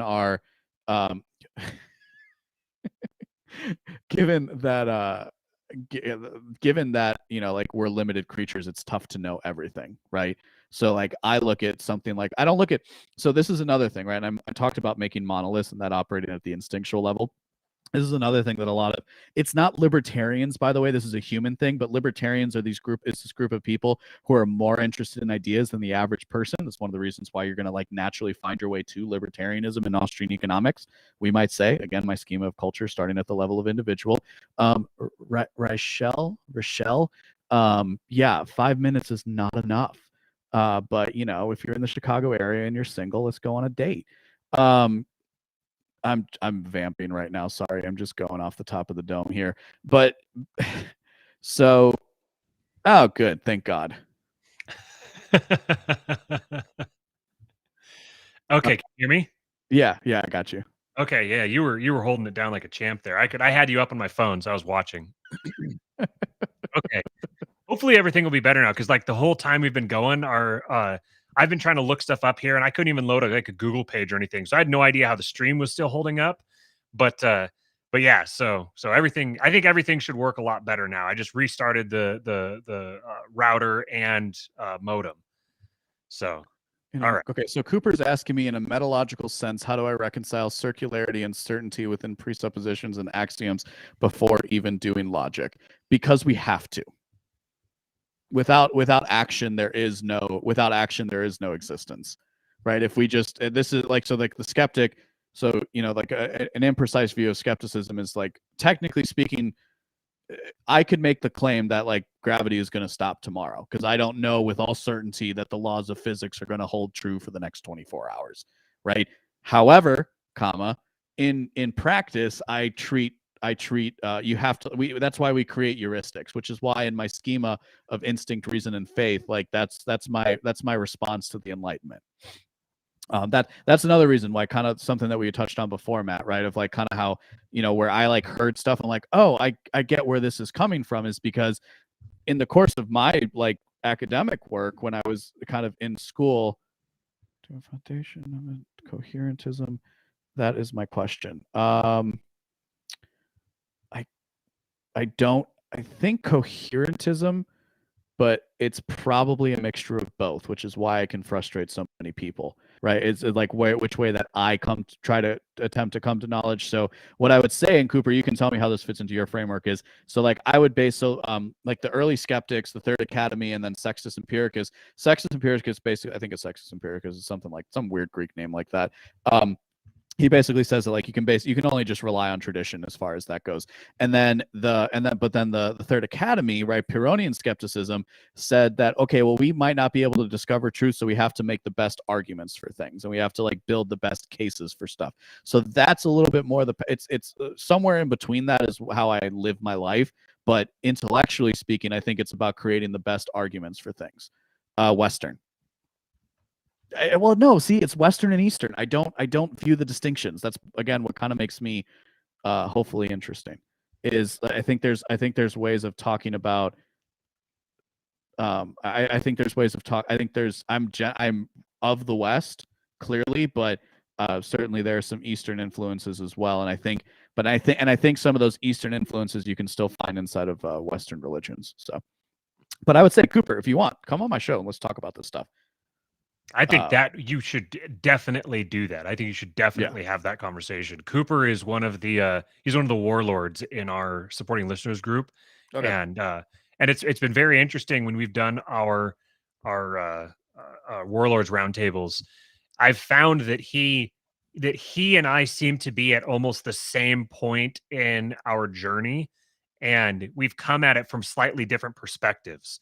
So we tend to kind of like happen upon the same types of ideas at the same time. And it's been a lot of fun. Yeah, and that's like the crazy thing about the internet, right? Is like I don't know where he lives, but we're like separated by thousands of freaking miles. You know what I mean? And like I just I had the luck of like listening to Jason Stapleton as you came along and kind of like catching little glimpses of this stuff before you started King Pilled. But yeah, we were talking about left and right and how it can be. And so like one of my formulations of skepticism is that there's at least two answers for everything. And as you were talking about Genesis before, I'd be negligent if I didn't point out that there are two creation stories in Genesis, right? So so there's at least two answers to everything. And that's one of the reasons why it can be difficult to pin me down on stuff. And but this science, I would almost call it this. I don't even want to like throw science under the bus like this, but it is this scientific. It's science maximized beyond. It's like it's science raised to such a level that it's like highly distorted, right? Like it's overloading the speakers. That's kind of how we live today, in a way, and that's why things don't make sense, right? And basically, my position can be understood as people take ideas and run with them for the vast majority of people. This is the realization of the herd that Nietzsche is talking about, which he saw centuries before, which the progressives recognized too, by the way. So it's not like other people didn't recognize it, but I would say the liberal impulse is to deny that in a very real sense, because the liberal impulse in the best of intentions, right? And there's a reason for it too. Let's not skip over why the reason for it is, right. It's like the reason for it is that you had the landed gentry, and like they just became stodgy and and like inbred and stupid, and then you had a lot of smart people because of the way that like genetics works at a population level. You suddenly had a lot of smart people who were like being like, why does this guy get to tell me what to do? He's a freaking idiot. We've basically reached that point again. Or that's effectively what we're doing right now, right? Like I mean, like I had a tweet recently taking shots at reason, and frankly, like I'm more interested in a critiquing sense from like a media standpoint. I'm far more interested in going after the corporate libertarians now than I am going after the LPMC. And I think, I'm far better suited going after them because they're doing more damage, frankly. And I think, and again, ironically, I think if when I get to sit down and talk to Nick Gillespie, he's the one who turned me on to generational differences, because he was always talking about it on the Reason Roundtable before I stopped listening to that. And I like Nick Gillespie a lot. And I think, there are things that we disagree with, but he's an interesting cat, right? Like he's at least engaging with ideas in a level similar to what we're doing now. He's a very, very nice person too. I ran into him when I was at Freedom Fest a couple of years ago in Vegas, and rode up and down the elevator with him a couple of times. And he's very, like, you know, with some people you can tell, like when you meet him, like you can tell this is a very open, engaging, very sincere person. That's how he came across to me. And I I don't find him all that memorable as a thinker. And so it was saying something for me that in engaging with him, I was like, I like this guy. Like he's a guy that I would enjoy getting drinks with, which is for me personally, that's significant that I could have both the impression of him as a thinker, but then have that as him as a person. That's something to the quality of him as a person. For sure. Well, and I think the characteristic is that he definitely has an open personality. Yeah. And so like in particular, he's maybe a little postmodern for my tastes. But like people have like levied or asked the question of like, what's really the difference between skepticism and postmodernism, or what I think of as skepticism as postmodernism. And what I didn't have 10 years ago as an answer that I feel more comfortable saying now is just the idea of it being, mine being more of a quote unquote right-wing skepticism. Really. So mine is a skepticism concerned with maintaining order. I'm not interested in deconstructing things. I'm interested in breaking them into their constituent parts so that they can be made better. Or if we will, what Jordan Peterson said a good criticism is, right? A good criticism isn't about breaking the ideas apart. The good criticism is about taking out the bad, leaving the good. That's how I look at history. That's one of the reasons why I do tend to disagree sometimes with the rhetoric of like completely eschewing liberalism. Just because again, it's where that setting is on the dial. Like, all right, I get it. You got this at full blast right now. Like, let's turn it back a little bit. I think it's going to sound better here. Yeah, good criticism is a surgery, not a slaughter. Correct. Yeah, and somebody like Milo, to the case, was a hatchet axe. He was a dull hatchet axe. He was a dull hatchet axe for really complex brain surgery, right? But he showed things that were going on, and like I think I don't want to speak out of turn, but he's mentioned on Legion of Skanks that he had a funder that kind of helped him rise to prominence, and then that funding kind of fell out. So like it just to say like you can a clever mind can come to a lot of really, really good conclusions given the opportunity to.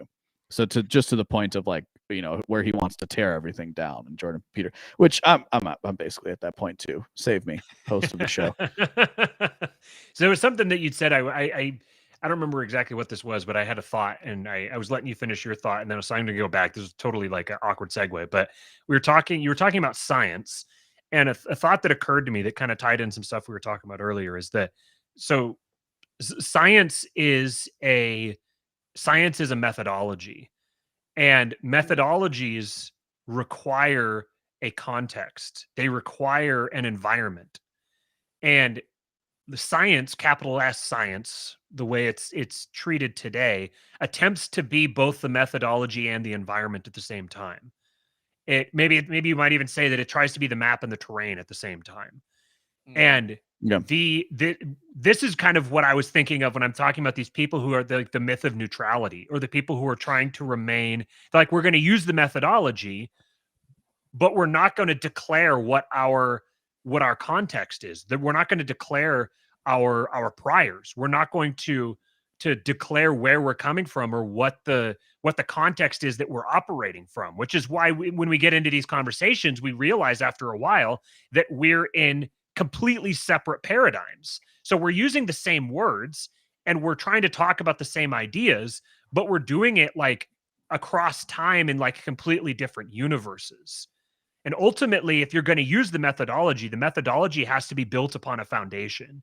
And I think that's where, ironically, it was Moldbug, who is like, he's almost, in a sense, he's almost like the uber liberal in a cultural sense, even though he's dedicated basically his entire public career to just completely dissecting every last little bit of liberalism. You can kind of tell, especially like in his most recent post that he made, you can tell that there's a part of him that wants to, like, he wants to critique liberalism so that he can keep it because it's the water that he swims in. It's his environment.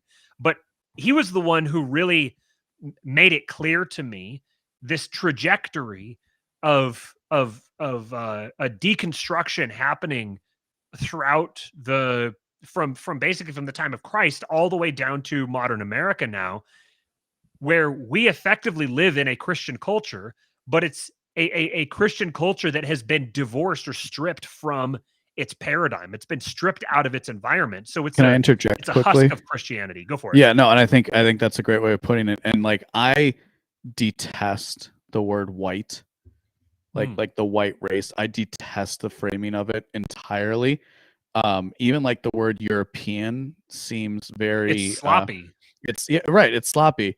But you know what word I do like is Christendom. Yes. And I've started to use that a little bit more in my rhetoric, and I think it attaches to something of, again, the age that we find ourselves in, where we've reached the diminishing returns of, I gotta fix my camera or start doing more with my left hand. We've reached the diminishing returns of scientism as a religion. It didn't take very long at all, and there's no wonder. and no wonder. Why? Because it enables the hubris of man, and man has always been a creature of hubris, right? Like, that's the story of the fall, right? In part, right? The angels being like, why do we have to worship? Why, Lucifer saying, why do we have to worship these dumb hicks, right? It's part of, it's the story of Pandora's box, right? Don't open this box, whatever you do. And of course, a woman goes to open it. It's the story of Adam and Eve. It is always these stories are, again, eternal, right? So we've reached the diminishing returns exists in the universe. That's like we could say that's a law of the universe, right? Even eventually an orbit will decay in the cosmological sense. Again, people correct me where I went wrong through all of that. I wanted to make a typology point where we talk about order and chaos, and the idea that chaos is still coming into order. And I didn't love that the first few times I heard it until I understood what you meant by it. Here's I know Aristotle talks about this, where he talks about different types of knowledge, and that some concepts can only be understood from their opposite. That is the order chaos dynamic. And that's why order can still incorporate chaos in the way that you would say it, is because order and chaos are only understood by their opposite. The same way, by the way, the same way in which masculine and feminine can only be understood by their opposites. And in so doing, again, this is Jordan Peterson. This is one of those little things that millions of people, I'm sure, missed. But you could say maybe primed for it, but like that's where he was going. That's where it was like, oh, so you just think women are chaos and men are men are order. And it's like, well, no, archetypally speaking, the masculine energy is associated with order, and the feminine energy, or the spirit, we might say, is associated with chaos. One of the fundamental reasons being women bring new life into the world, right? Like, their bodies, especially after puberty, do a lot more on a regular basis than a man's body does, vis-a-vis menstrual cycles, again, and more importantly, birth, gestation, birth, and gestation. Rearing. That was the word I was trying to think of it too. And I mean, you have a kid. Like, it was, having a kid is a chaotic experience, but it brings a new order as a consequence. Having a second kid, I don't have one. I don't have any, unfortunately, but like I know people who do, and like having a second kid is a completely new order. And I have people in my family, by the way, who have 8 kids, 7 kids, 6 kids. I'm the oldest of 4, right? That's a completely different paradigm than just well, let's just say, a single guy like me, like as I exist right now, right? It's so. The point isn't to say that it is not the case that women are chaos and men are order. It is to say that certain things can be only understood by their opposite, and these are basic, fundamental, like, presuppositions that humanity have made from an evolutionary perspective, right? Of course, before we had the idea of zero, we had the idea of man and woman, because we don't exist in zero. We exist in a world of men and women. And I mean, this is what's crazy about our times, is how far the chaotic left is pushing the envelope of these things to the point of absurdity, and the degree to which people are willing to go along with it. Because certainly myself 5 years ago didn't have the same opinion on like something like, well, no, I would have always disliked like teen drag, like this whole drag business of kids, like kids participating in drag shows. Like it would have bothered me a few years ago, but it's, I'm sure they have the best of intentions and it doesn't really matter if boys wear makeup. It's like, I think you get to a point where you either realize the limits imposed on you and a child were for a good reason, or you just think that you have to tear all those limits down. And this is, if y'all haven't seen it, James Lindsay just put out 2 about like it's like groomer schools or something, like grooming schools of thought, where he just exposes that this queer studies is all about an essence without an identity without an essence, and that like queerness is about it, like this queer methodology is literally about taking everything away from children in that respect and removing the basic categories in which they view the world, because they view that as repressive or oppressive. Are you familiar with this book? Have you encountered it at all? I don't know if you can read it. The Language of Creation? I don't believe so, no. You should read this book. I'm waiting to see as soon as the chat catches up. Cooper is going to be getting all excited, because this has been he introduced us. I think it was him who introduced us to this. We've been reading it as part of our book club in the King Pilled Discord, which if you want to join, subscribestar.com/kingpilled. It's The Language of Creation, Cosmic Symbolism, and Genesis by Matthew Pajot, and it's Jonathan Pajot's brother. Book. Got it. Yeah. And it gets into the like symbolism, cosmic symbolism, microcosms, macrocosms, and these dichotomies, the male-female dichotomies, those sorts of things. It gets into that in there. And I think based on what you're talking about, I think you would really enjoy it. Yeah, well, I would say that's probably the foundational part that I'm just kind of that's like the actual substance of it, right? Where it's been like codified into a series of thoughts that I can kind of reason my way to naturally. So, that sounds really interesting. Yeah, I think that's fantastic. Man, it is interesting how a lot of this is just like points of your life too. That's the other part that I think what again ties this in, Andrew was talking about like what makes us during the little break, which, by the way, I'm sorry everybody, what I should have done during that break was I should have started rapping, because everyone would have been like, what is going on? This is awesome. But like, I should have done that, because I could have come up with it. And instead of shucking and jiving that way, I just said really interesting esoteric thoughts. But like another reason why we view the world differently, like, I think the first being just in general more well-read and having a longer time horizon of like understanding that humanity is not this, it is all of this. It is all of it is from the beginning, or as the case may be, even before humans walked the earth, right? That is like what actually encompasses the idea of humanity. But the other one is, I think, and ironically to our critics, is a sense of humility.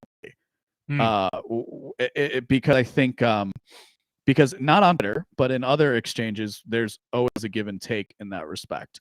And which is just like trait openness in general. And I think there is a humility in the thought that doesn't come across in the rhetoric, because if we all got to this, I've gotten to this point with the ideas that I have so much that I don't have an issue going up against somebody like Stefan Kinsella, who is by all accounts an intellect.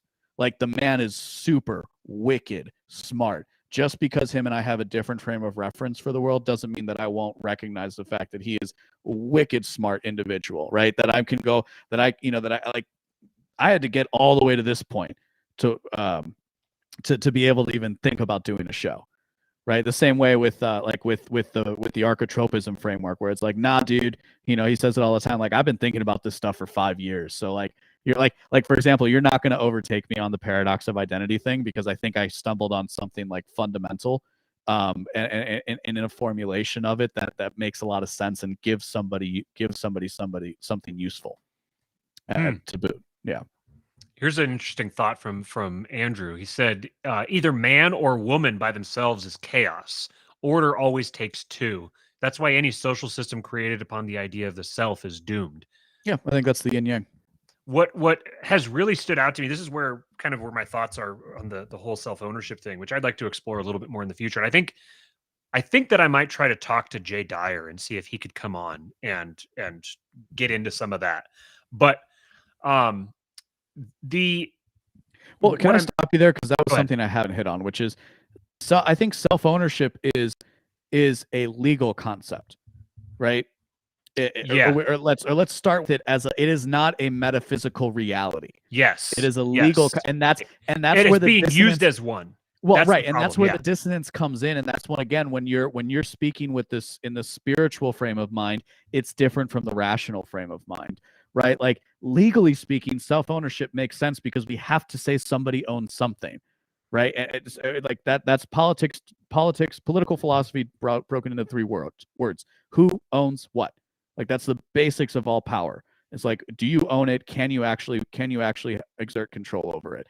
So I think that's, again, where the dissonance comes in, is you're trying to maximize the self-ownership thing to where we're going to appeal to it the way we would appeal to a deity, right? And again, that I think that even worked 10 years ago, but I don't think I think there's the times they are changing, and that's very easy to say. It's a lot more difficult to prove.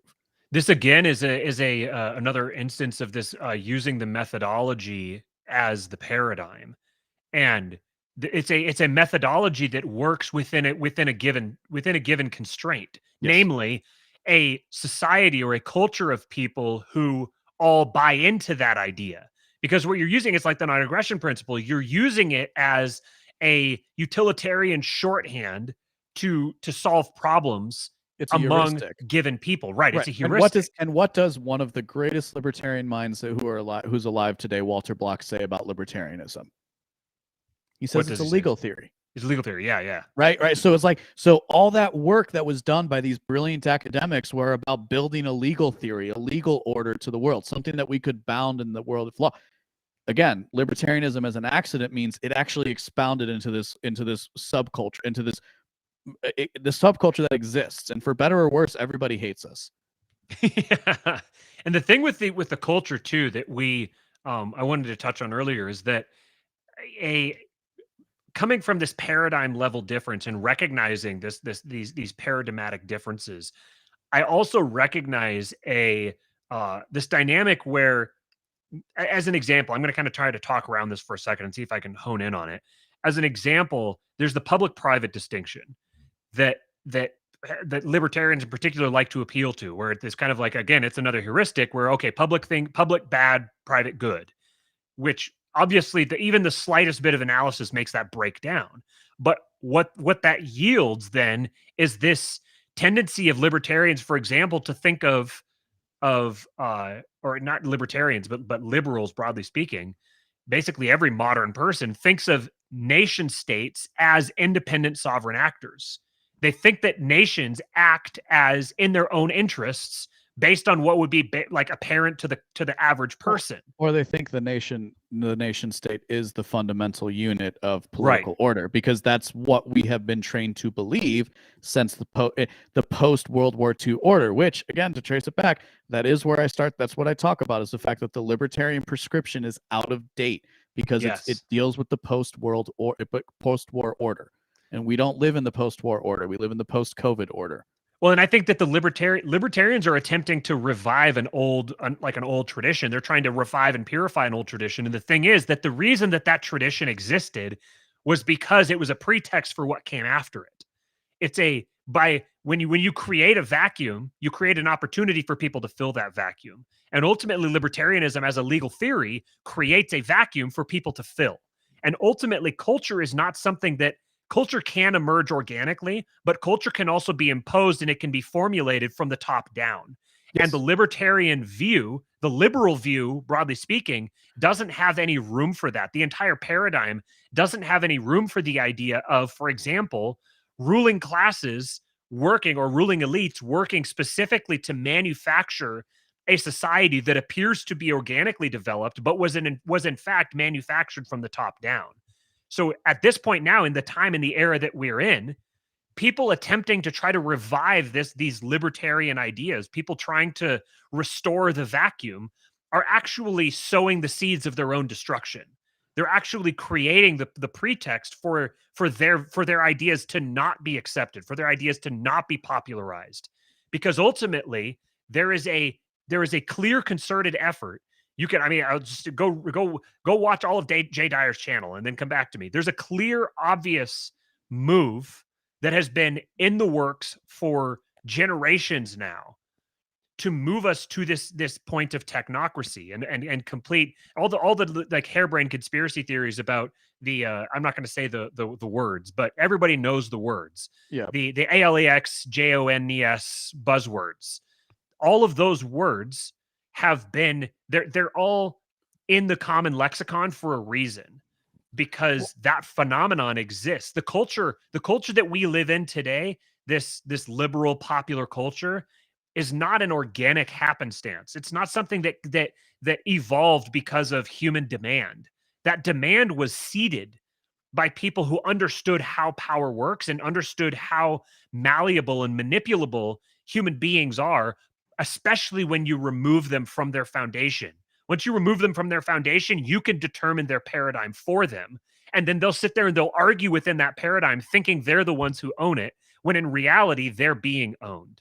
Yeah, Noam Chomsky, and you know, Noam Chomsky talked about this a lot. Right. I like to say that a good question is better than a great explanation, and the good question to ask yourself is why. Given the audience here, right? I'm going to assume a lot of people are partial to the Austrian school. If the Austrian school got it right, why did Keynesianism win the day? Because Keynesianism served those. This is what the archetypism framework actually gives us. Is the underpinnings for this. And so I'll give credit. Unfortunately, I have to give credit where it's due, because I go and do an Ask Me Anything about my essay, and people just want to argue with me about what Andrew has said. Appreciate that. No, I say that I tease only because I think it's so good. But to the point of why did Keynesianism win the day over the Austrian school, over the laissez-faire approach? Because Keynesianism gave an excuse for people who wanted to take power, right? And that is, again, the post-libertarian moment defined. That is what we are, and again, because we were trying, because we are trying to take political power. That is, maybe not everybody, but certainly I'm thinking about it. How would we actually go about and do this? Because that is the question, we have to come up with better answers for things. So, well, you know what the irony here is that even libertarians, even anarchists, their entire identity revolves around them wanting to take political power. They just want to take political power for themselves and hold it only over themselves. They don't understand the way that political power actually works. Individuals don't hold political power. Juan had a good point in the chat, something about maybe I should scroll it down. Maybe I should try scrolling. That'll be too complicated. But it was what was his point? Oh, his point was that culture is rarely like organic, and that it's top down. I think he's not wrong, but he's not right, but he's not wrong. So what I would do as a refinement to this is to say it's actually a network effect. So it's closer to a node in a network inside of a circle, right? Is how culture can emerge organically. That's what we're doing here, by the way. That's also simultaneously, give a shout out just by if Jose is still in the chat, but that's what the guys like the Tower Power Hour and like the goofy dudes who are just shit posting on the internet, that's what they're doing too, right? They're just kind of there. It's this like the irreverent culture towards the elites. So it's not the case. So it is you're correct in the sense that it's like one person can affect culture on a broad scale, but I don't think it follows from that it's top down in every instance. I think we can, if we think of it as a circle and there are nodes in a network inside of that circle, the network effect also accounts for how a culture can be created. But it still has a top down element. It's not. I'm not using. It's not exclusive. It's not. They're not exclusionary. Yeah, but if you ignore the top down part, because the top down part ultimately is has a disproportionate effect. There's lots of people at the bottom attempting to create the culture, but ultimately the culture will be mediated. The actual creation of the culture will be mediated by the top down effects. They're the ones doing the actual selecting. Right. Well, determining what the culture is going to be. And to push my point too, I think that the top down is almost a heuristic for having power and influence over it. right? You can always conceptualize that as top down. I think what I'm driving at is that a node that carries a lot more power is going to be able to, have a greater influence as a consequence. And again, maybe I'm wrong about that, but that just kind of occurred to me in the moment. So we're almost up here on 2 hours, and I got to go spend a little bit of time with my family here. But this conversation has been fantastic in spite of the brief little blip in the middle. Cooper says this node network illustration you just gave is essentially my model for epistemology, for what that's worth. It. So the title that we put here was Navigating a Culture Caught in a Sense-Making Crisis. And let's see how I can put this concisely. So our culture is attempting to, there's that word again. Let's use a different buzzword. Our society is attempting to adapt itself to rapid technological evolution, specifically social media, and the effects of suddenly realizing that we can impact the lives of people far removed from us in a way that human beings have never been able to in the past. Mm-hmm. And human beings are ultimately consensus generating organisms. We're always in the process of attempting to find a consensus and consolidate around it. Yes. So we develop institutions to try to mediate that process, and then outsource the consensus developing process to those institutions. And with this assumption that the ones that are the best, or the ones that operate closest to the truth, are going to be the institutions that rise above the rest. Now, clearly, this is not the case. Clearly, this isn't what happens. This is kind of where you get the top-down effect happens by mediating the selection process for determining which institutions rise above the rest. So what we're experiencing now is a complete derangement of the institutions as people realize that these institutions are not good faith organizations. These institutions are not just passing on the facts impartially. Mm-hmm. These institutions are passing as truth what is clearly not, what clearly does not correspond to actual fact. They're missing the mark. These are sinful institutions in the most technical sense. And I think that a lot of the craze, the hysteria, a lot of the all of this chaos that we're sensing, that we're experiencing, is people, whether they recognize it consciously, they can sense it in their souls that we have lost the ability to derive a truthful consensus especially at a large scale. And my expectation is that we're just at the front end of the catastrophe that this is going to cause.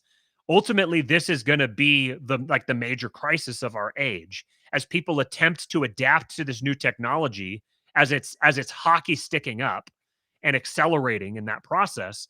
People are trying to adapt to that to generate new consensus-making mechanisms so that we can make decisions and work and operate through the day. So, given all of that, as a parting thought here, where would you? Number one, what are you expecting? I like to say that I'm long-term white-pilled, short-term black-pilled. But what are you expecting for the future? And what would be apart from going to benawake.com and subscribing, what would be your prescription for people who are feeling lost, or feeling unhinged, or feeling detached, and are searching for a more accurate consensus so that they can better understand the truth of the world around them? I think we see a world where people are losing their faith. Nietzsche wrote about the death of God, which was people losing faith in God. But faith, I believe, is fundamental to our existence as human beings. And your faith has to go somewhere.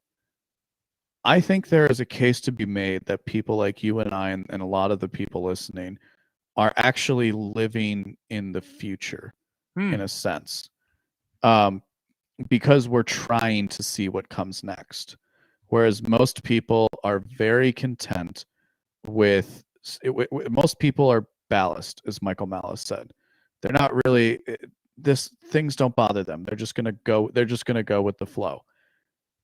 It's very unique to be somebody who's trying to see what's happening next. To that end, the only path is climbing the hierarchy as high as you can.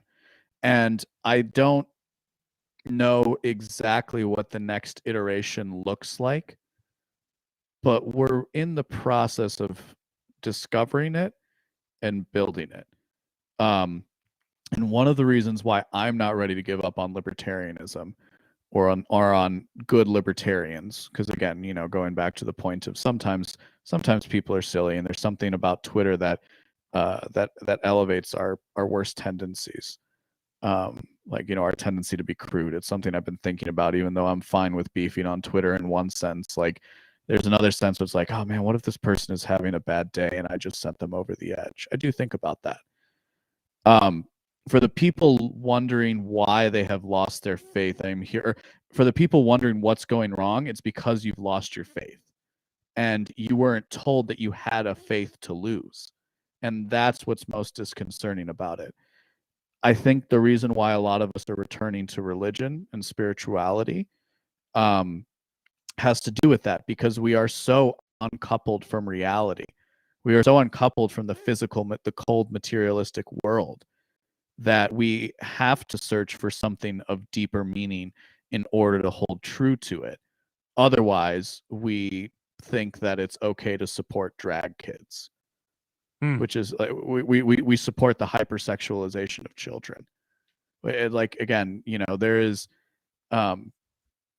yeah, I don't want we're wrapping the show, but that just got me on a whole different tangent about like dance and how that operates within a culture, right? And like, I can dance with the woman I love, and I can dance with like my grandmother, and I can do the same dance with each of them, but they're both very different in the moment, right? Like, you dancing with your parent isn't the same thing as dancing with your spouse, but it's both a dance.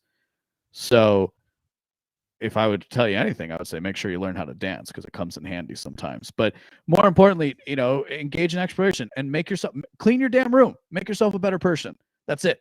And I think the people in here are already on their way of doing that. And you can't, and understand that love is both about accepting people for who they are, but also imposing healthy boundaries on that too. You do those kinds of things. Like I say, I'm more about direction, not destination. You do those kinds of things, you're going to attract the right kinds of people in your life.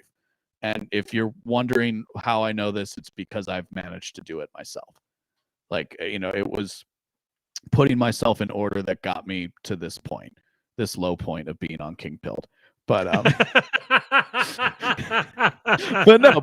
but sincerely, like, being able to connect with people like you and all the other people I've been so fortunate to connect with, and to interact with, and to the people in the chat, the fact that people want to listen to me. So it's like keep the faith.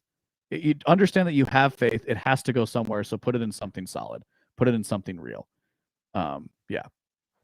Here you go. Here's a thought from Josiah, who's very quickly become one of my favorite thinkers. He says, to deconstruct the innocence of children, obfuscate male and female shepherd and the shepherded.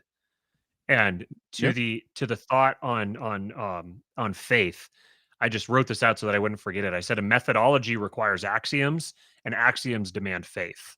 That's how your faith got in there when you didn't realize it. You were given a methodology, and you weren't told that methodology had axioms that are taken on faith.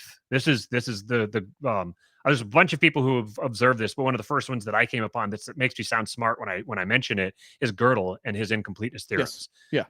Yeah. He ultimately he used the tools of positivism to disprove positivism.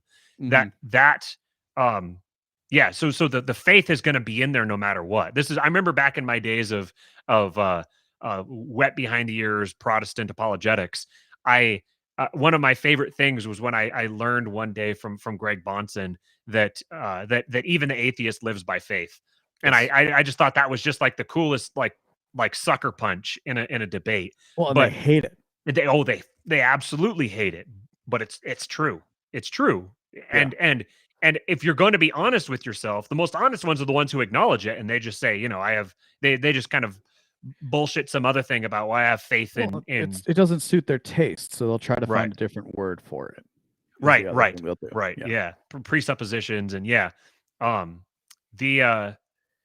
I really liked how you put that there, that basically number one, it isn't I can't remember exactly how you said it, but it isn't like it isn't like you need to go find a religion. You need to recognize that you already have one. And when you do, then you're no longer searching for a religion. You're searching for the most coherent or most relevant or most applicable. Insert your positive adjective here. But it's kind of like the thing on wealth, power, and influence we've talked about in the past, where we were talking about entrepreneurship, and we were off camera, off screen. We were talking. We're like, how do we get people to realize that when we're talking about entrepreneurs, we're not describing like a special subset of the population? Yes. We're talking like every single person is an entrepreneur. And the idea occurred to us that right there, every single person is an entrepreneur. It's just that most people are only selling one thing, their labor, to one client. And so the question isn't become an entrepreneur. The question is become a good entrepreneur. Stop being a shitty entrepreneur. Yes, and that is our basic mimetic cultural nature as humans. That's what makes us such a unique creature, is that we don't have to rely on instinct for the totality of our existence.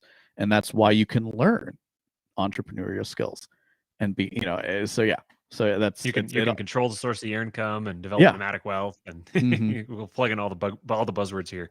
Yeah. LB, I appreciate you, man. Thank you for joining us here today. Go ahead and make any plugs that you want to make. So as you guys have been made aware over the last 2 hours, I am the mind behind the Been Awake Project for Better Sense Making.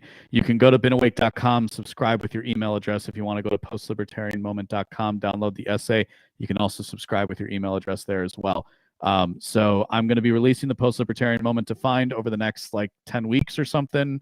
It's in 10 different sections. Cooper learned to do basic salsa, and just like the hitch thing, this is your home right here. The step to the right and the left, that's gonna serve you well. And then at that point, just get drunk and feel the music. Follow me on all social media at the LB Muñiz. Excellent. And you can join our supporting listeners group. Go to subscribestar.com/kingpilled. We should be, let's see, I can't remember which day I said it was going to be. It'll either be tomorrow or Wednesday. We're going to have our Warlords roundtable call, where a group of the esteemed fellows in there, we all hop on a Zoom call and we just talk about this sort of stuff. And we tend to get crazy in there. We get into psychedelics and esoterica and mysticism and all kinds of stuff. That was actually something that I wanted to ask you in here, and maybe we'll save it for the next conversation. What your relationship is to the mystical. We'll talk about that that's like a 4-hour conversation. Yeah. I've been thinking a lot about that stuff lately. We'll hit that. We'll have you on again in the near future, and we'll hit that. But yeah, you can remember to like, share, and subscribe. And you can follow me on Twitter at RealKingPilled. Follow Stevie Boy, our lot lizard, Stevie Boy, on Twitter. You can follow him at Messina Inc. And yeah, I think that's it. Thanks, guys. Well, and if you want to control the source of your income, you can go to nomad.beenawake.com and sign up for the Nomad Network. There you go.